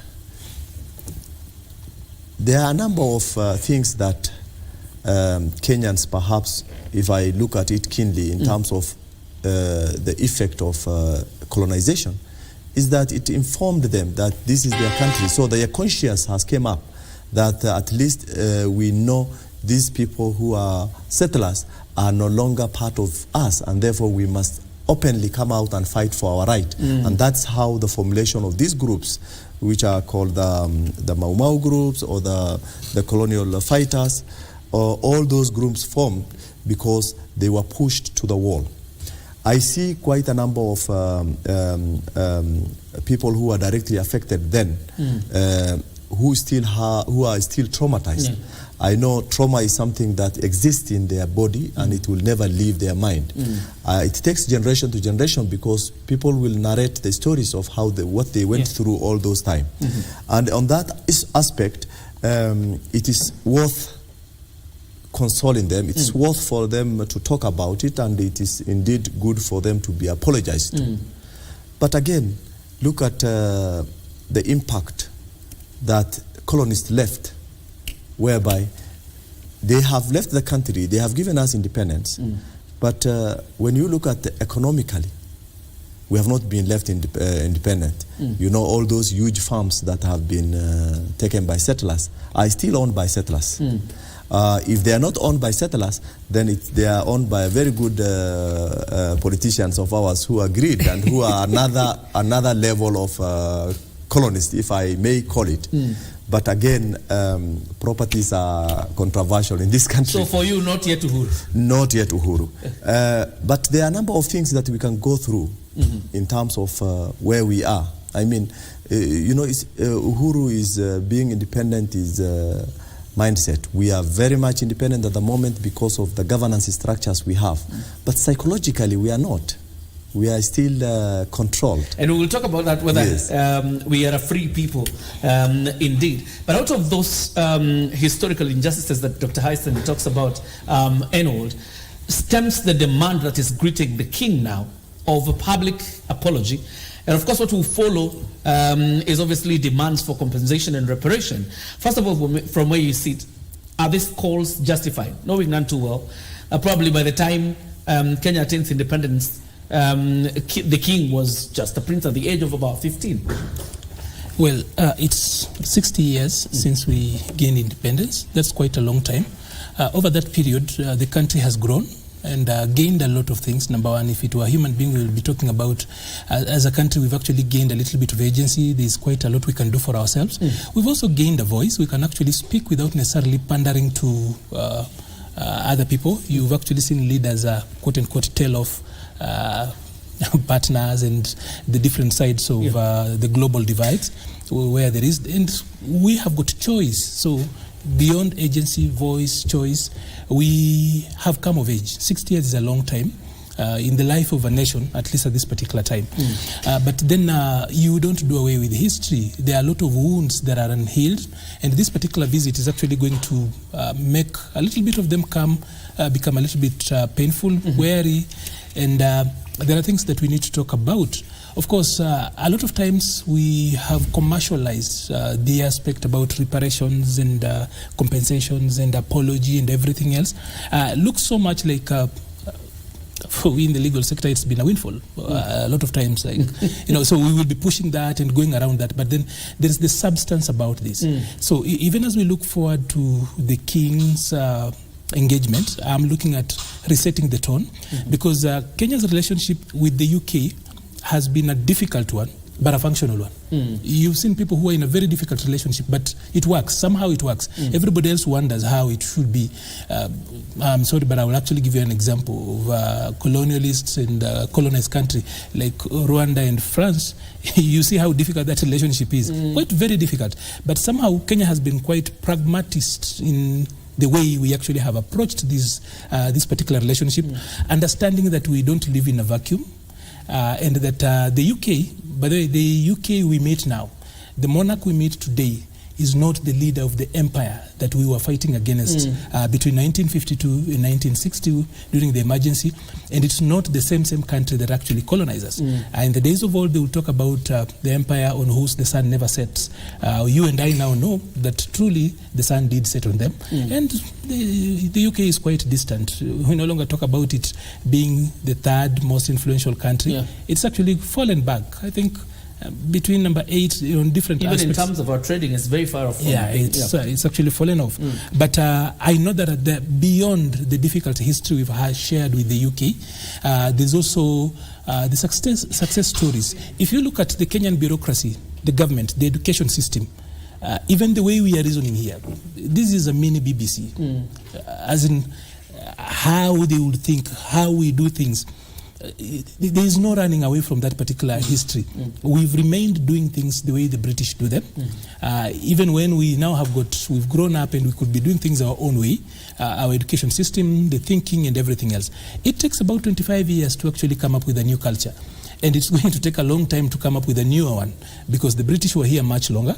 And even after they've left, 60 years down the line, the corruption in politics is not new. It's just what we inherited from the colonialist system. The way we do things, we might actually be going to the east. We've been playing the game, penduluming between the east and the west, but a lot of times we still go home, and that home is very British in the way we do things. So I do not expect so much to change. I know there is the tone, just a reset, and for me it's a very limited reset of the tone, but substantively there's not so much, because the UK doesn't have a lot of money, for example, the way they used to do in the days of old.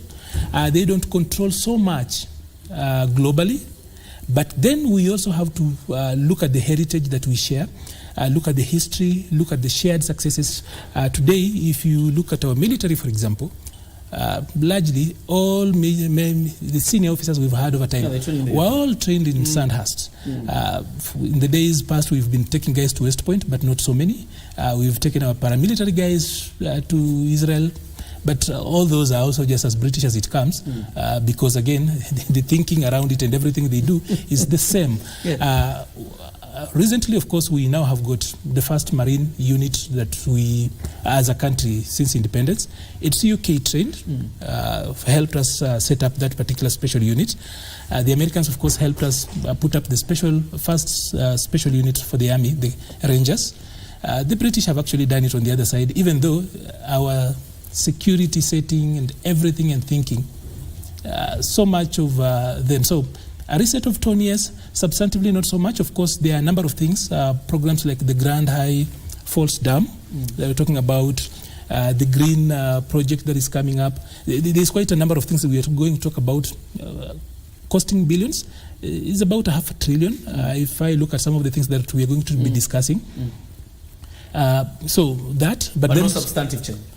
For me, not substantive, but the tone is important because the British have actually been partnering with us for a very long time.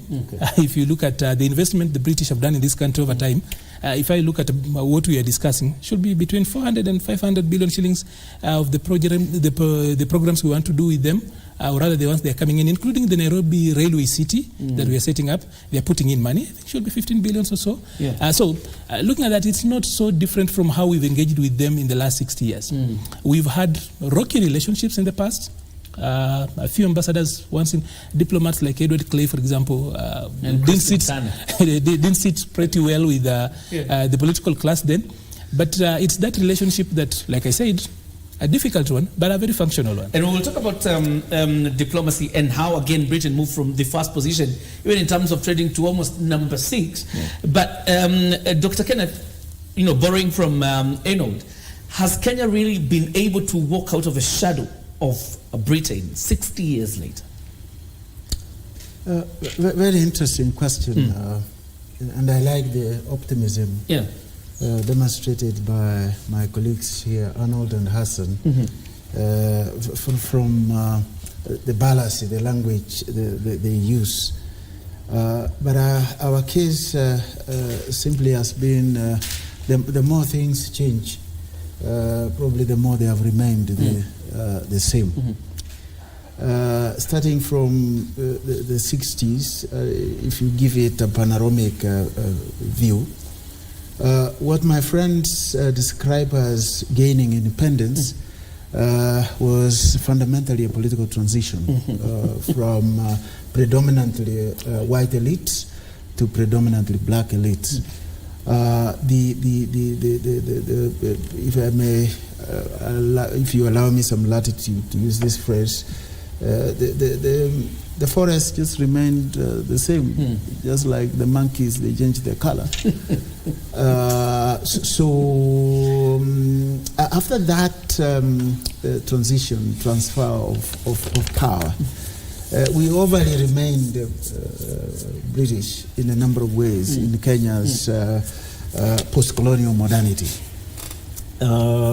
Because colonialism was essentially about alienating people on the basis of race, characterizing us into, the weak Africans at the bottom, and then the Asians at the middle, then the whites at the top. When you alienate a group of people, it becomes very easy to dominate them. And the dominated people are extremely easy to control. We gain independence with that, and then we set into a neo-colonial situation, which was interspersed with the Cold War, the fight between the two blocks in the international system, the so-called the East, predominantly socialist, and the West, predominantly capitalist. We went west. I remember in the 1960s, a journalist asked Kwame Nkrumah which side he was leaning on, between the East and the West. Nkrumah said, we are neither going to the West or the East, we are going forward. But indeed, that was not the situation on the ground. In Kenya, we went west. We designed, an ideological position paper we call sessional paper number 10, African socialism and its application to planning in Kenya.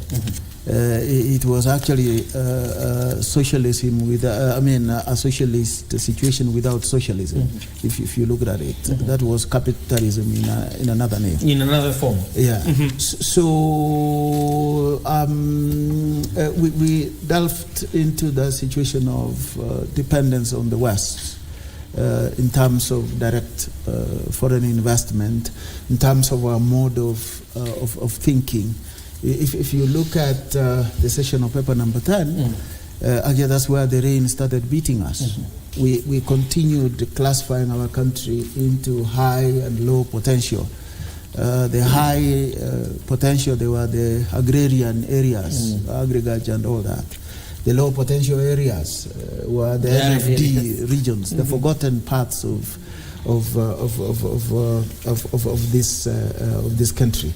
And fundamentally, despite a number of changes on the service, the number of educated people have increased. We have established certain political ethos which look fairly indigenous, but fundamentally we have actually depended on the West. The classic example is even a simple thing like I'm here in the morning talking to my fellow Kenyans with fellow friends here, talking to them in the language of the colonizer. That's a classic, example. So still, there is a sense in which the British Empire continues to influence us, and I'm using the word empire in quotes. And the visit of the king is a manifestation of that. I like the idea of love-hate relationship that we have had with the British, as Arnold said. Essentially, that has been the case. But I am persuaded that the visit of the king is a response to the increasingly changing world, where Africa, one more time, has become a continent of focus. Earlier on, I talked about the scramble and partition of Africa too. And as the world becomes increasingly multipolar, the Americans are not the only big boys around. The Chinese have come in very, very strongly. The BRICS are growing on the other side, And the Westerners are feeling like they're being left behind in their race in the sharing of, quote-unquote, the African melanin. So the king is coming here, one, to reassert, the British position. We call ourselves Anglophone Africa. And Kenya has had a fairly privileged position, especially when you look at it vis-a-vis the British royal family. They are not new here. Kenya was occupied under the banner of Queen Victoria, Prince Charles's grandmother. Then we come, that was perfected under Prince Charles's mother, Her Majesty Queen Elizabeth, who actually came to Kenya a princess. She left as queen. I spent a weekend with a family when I was a student in Cambridge, and they have this notion, a constructed image of what happened in Kenya, and they said that the queen went up on a tree, a prince, but she came down a queen. They probably mistook the Treetops Hotel, and they thought it's a hotel on a tree. And I find that very, very interesting. So Prince Charles, when he was prince then, he visited Kenya a couple of times. So Kenya has been a focal point for the British foreign policy, and literally a British outpost in Africa. And I'm not overly surprised that Prince Charles's first visit, King Charles's first visit after he becomes king is Kenya. It was expected. Let's pick it up from there, Dr. Isaac, because it's quite interesting. This is the first time the king moves out of Europe. And then when he's going to Commonwealth countries, the first that he picks is Kenya. Do you believe or agree with Daktari? This is the king trying to reassert Britain's authority in policy formulation around the Republic of Kenya? I think Prince Charles and his family has never moved from Kenya. Kenya has remained their second home. Being the fact that historically the previous king used to visit here every holiday time, every season that they want to come for King holiday. George? Yes, King George. Literally, the queen who passed on was enjoying her holiday and working here until when she was pronounced the queen. And of course, they had this link from the time immemorial when they started investing in Kenya. They have significant investment in this country, quite a number of it that people might not know. And definitely where you have investment is your second home. You will never want to shy away from visiting. There are other countries which are colonized within Africa by Britain, but definitely if, like for us, we are polygamists, and you know, sometimes among the 4 wives you have, there is one when your pressure is too high, you want to go to her house so that you are consoled. So Kenya becomes one of the wives that is more comfortable in and habitable in nature for the kings, the royal family, than other African nations that they have colonized. But again, when you look at Kinley, as he has put it very well, we are never away from the British system. For example, when you go to Britain, English is mandatory for you to learn. When you go to France, French is mandatory for you to learn and to be taught in schools. But when you come to Kenya, English is mandatory. Kiswahili is just supplementary. It's never taken. They put it as English, but it's an optional.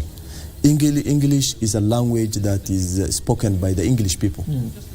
You know, England are the English tribe. Yes. So it's not that it's a name from no. It's not a name from you know, a place that you know, was just picked as a name. No, it's a tribe's name, the English people, and the English is their language. Therefore, so long as we remain obliged to follow that strict procedures that they left behind, including mandatory languages that we must learn. It's good to learn language. Linguisticism is good for global world, but when you are subjecting to your people as a mandatory language you must learn in your own education system, there's something which is not right.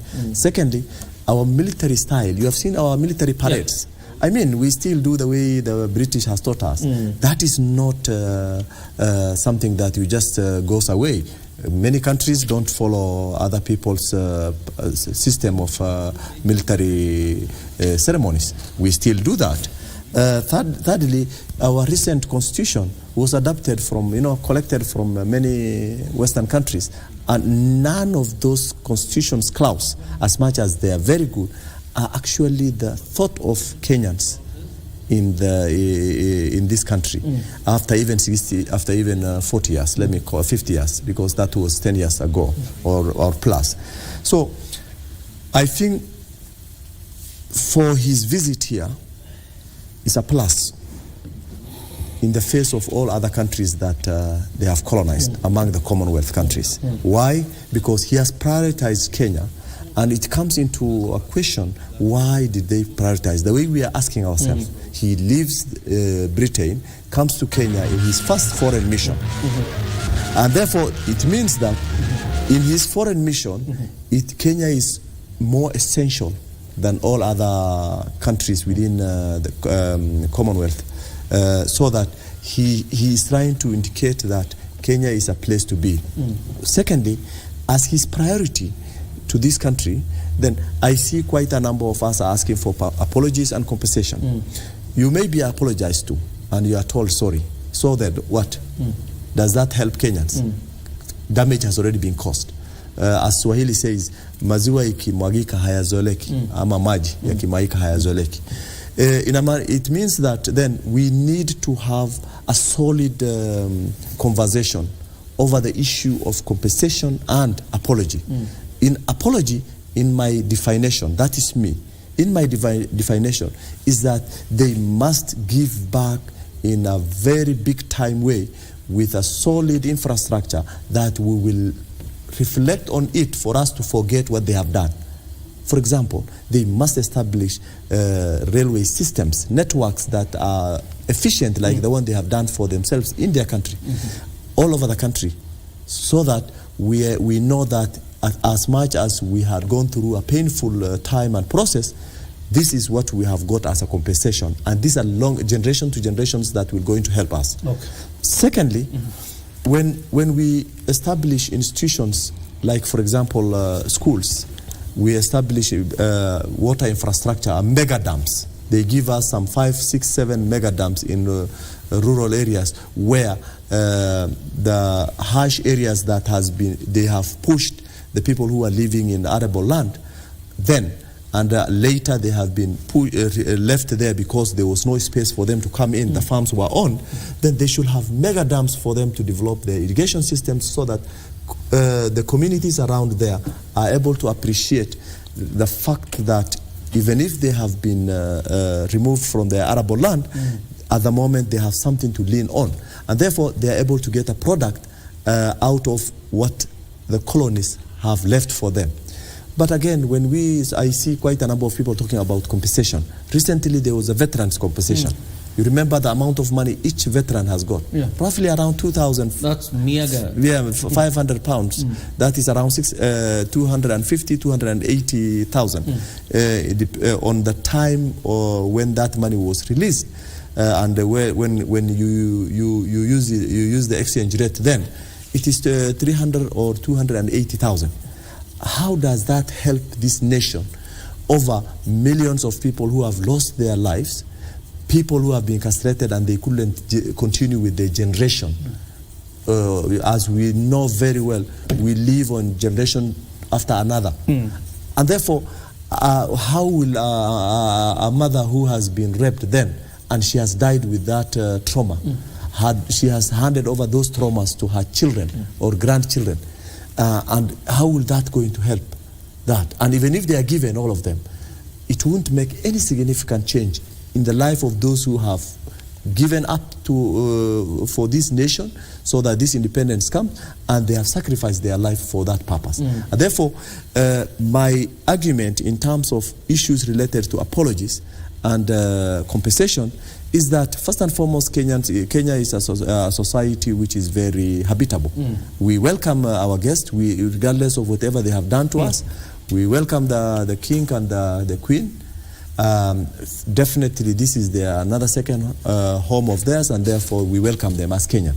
But beside that, he should be able to carry the mantle of expressing gratitude in terms of how Kenyans have received them after that, because countries have been going on. If we were bad people, we wouldn't have even shared with them their diplomatic relationship and embassies. We would have just said, enough is enough, we will never have anything with you. You go away, you have traumatized us, we will never forgive you. But that has not happened. We kept them in our limelight, we have used them for purposes of areas that we never had capacity. They have built several of things that built the capacity of Kenyans to rule themselves. So it's not that the colonists left, but they left us away with nothing. They have already been also in our system, but again with conditions. I know very well nobody does for you anything for free. And on that note, if you have asked me what we will expect them from, is that because they already collected all our resources and they have it, it is not free. They are bringing back our resources and leave for us definitely things that we will going to help the Kenyans forever and ever. We have a lot of time to discuss, a lot of facets around this visit. So I want us to take a breather. When we come back, anyway, we shall pick up from the conversation of, is it winning? I mean, at what point did Britain come from that first position in terms of even trade and diplomacy to where it is today? Is it an elementary sign of, the winning popularity of the monarchy, or what is it? And we'll be talking about that after this short break. We're taking a short one. And then, of course, when you come back, we'll also link up with State House, see whether the king is already there. Remember, we still don't have pictures of their arrival last night.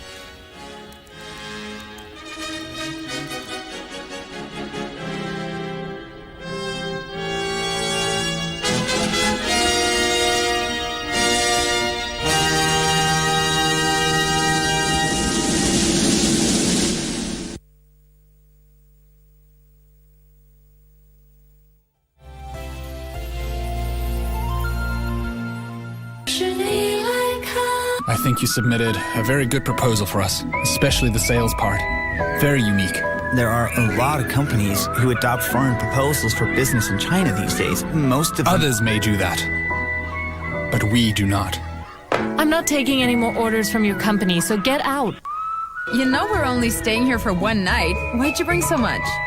Country girl, you have no idea, huh? Are you perhaps keeping something from me, huh?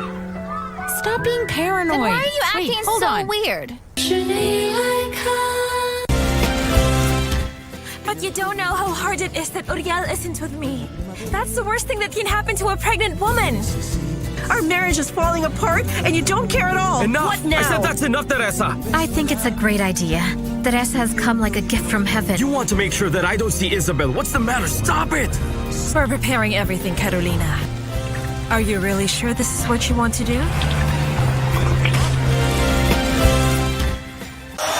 This is the first time it's happening in Africa. That's where we can measure up where we really are. أكبر فريق في الكرة التونسية. Enyimba is Nigeria. I want Mamelodi Sundowns to conquer Africa. Angola's style is fighting and very fast players. Tepe Mazembe ni ekipi isa kufanya histoire monde mzima. عندنا طاقات كبيرة، عندنا طاقات لعيبة كبار. سيمباز تنزانيا. أي بطولة هي بالنسبة لنا بتبقى أهم بطولة.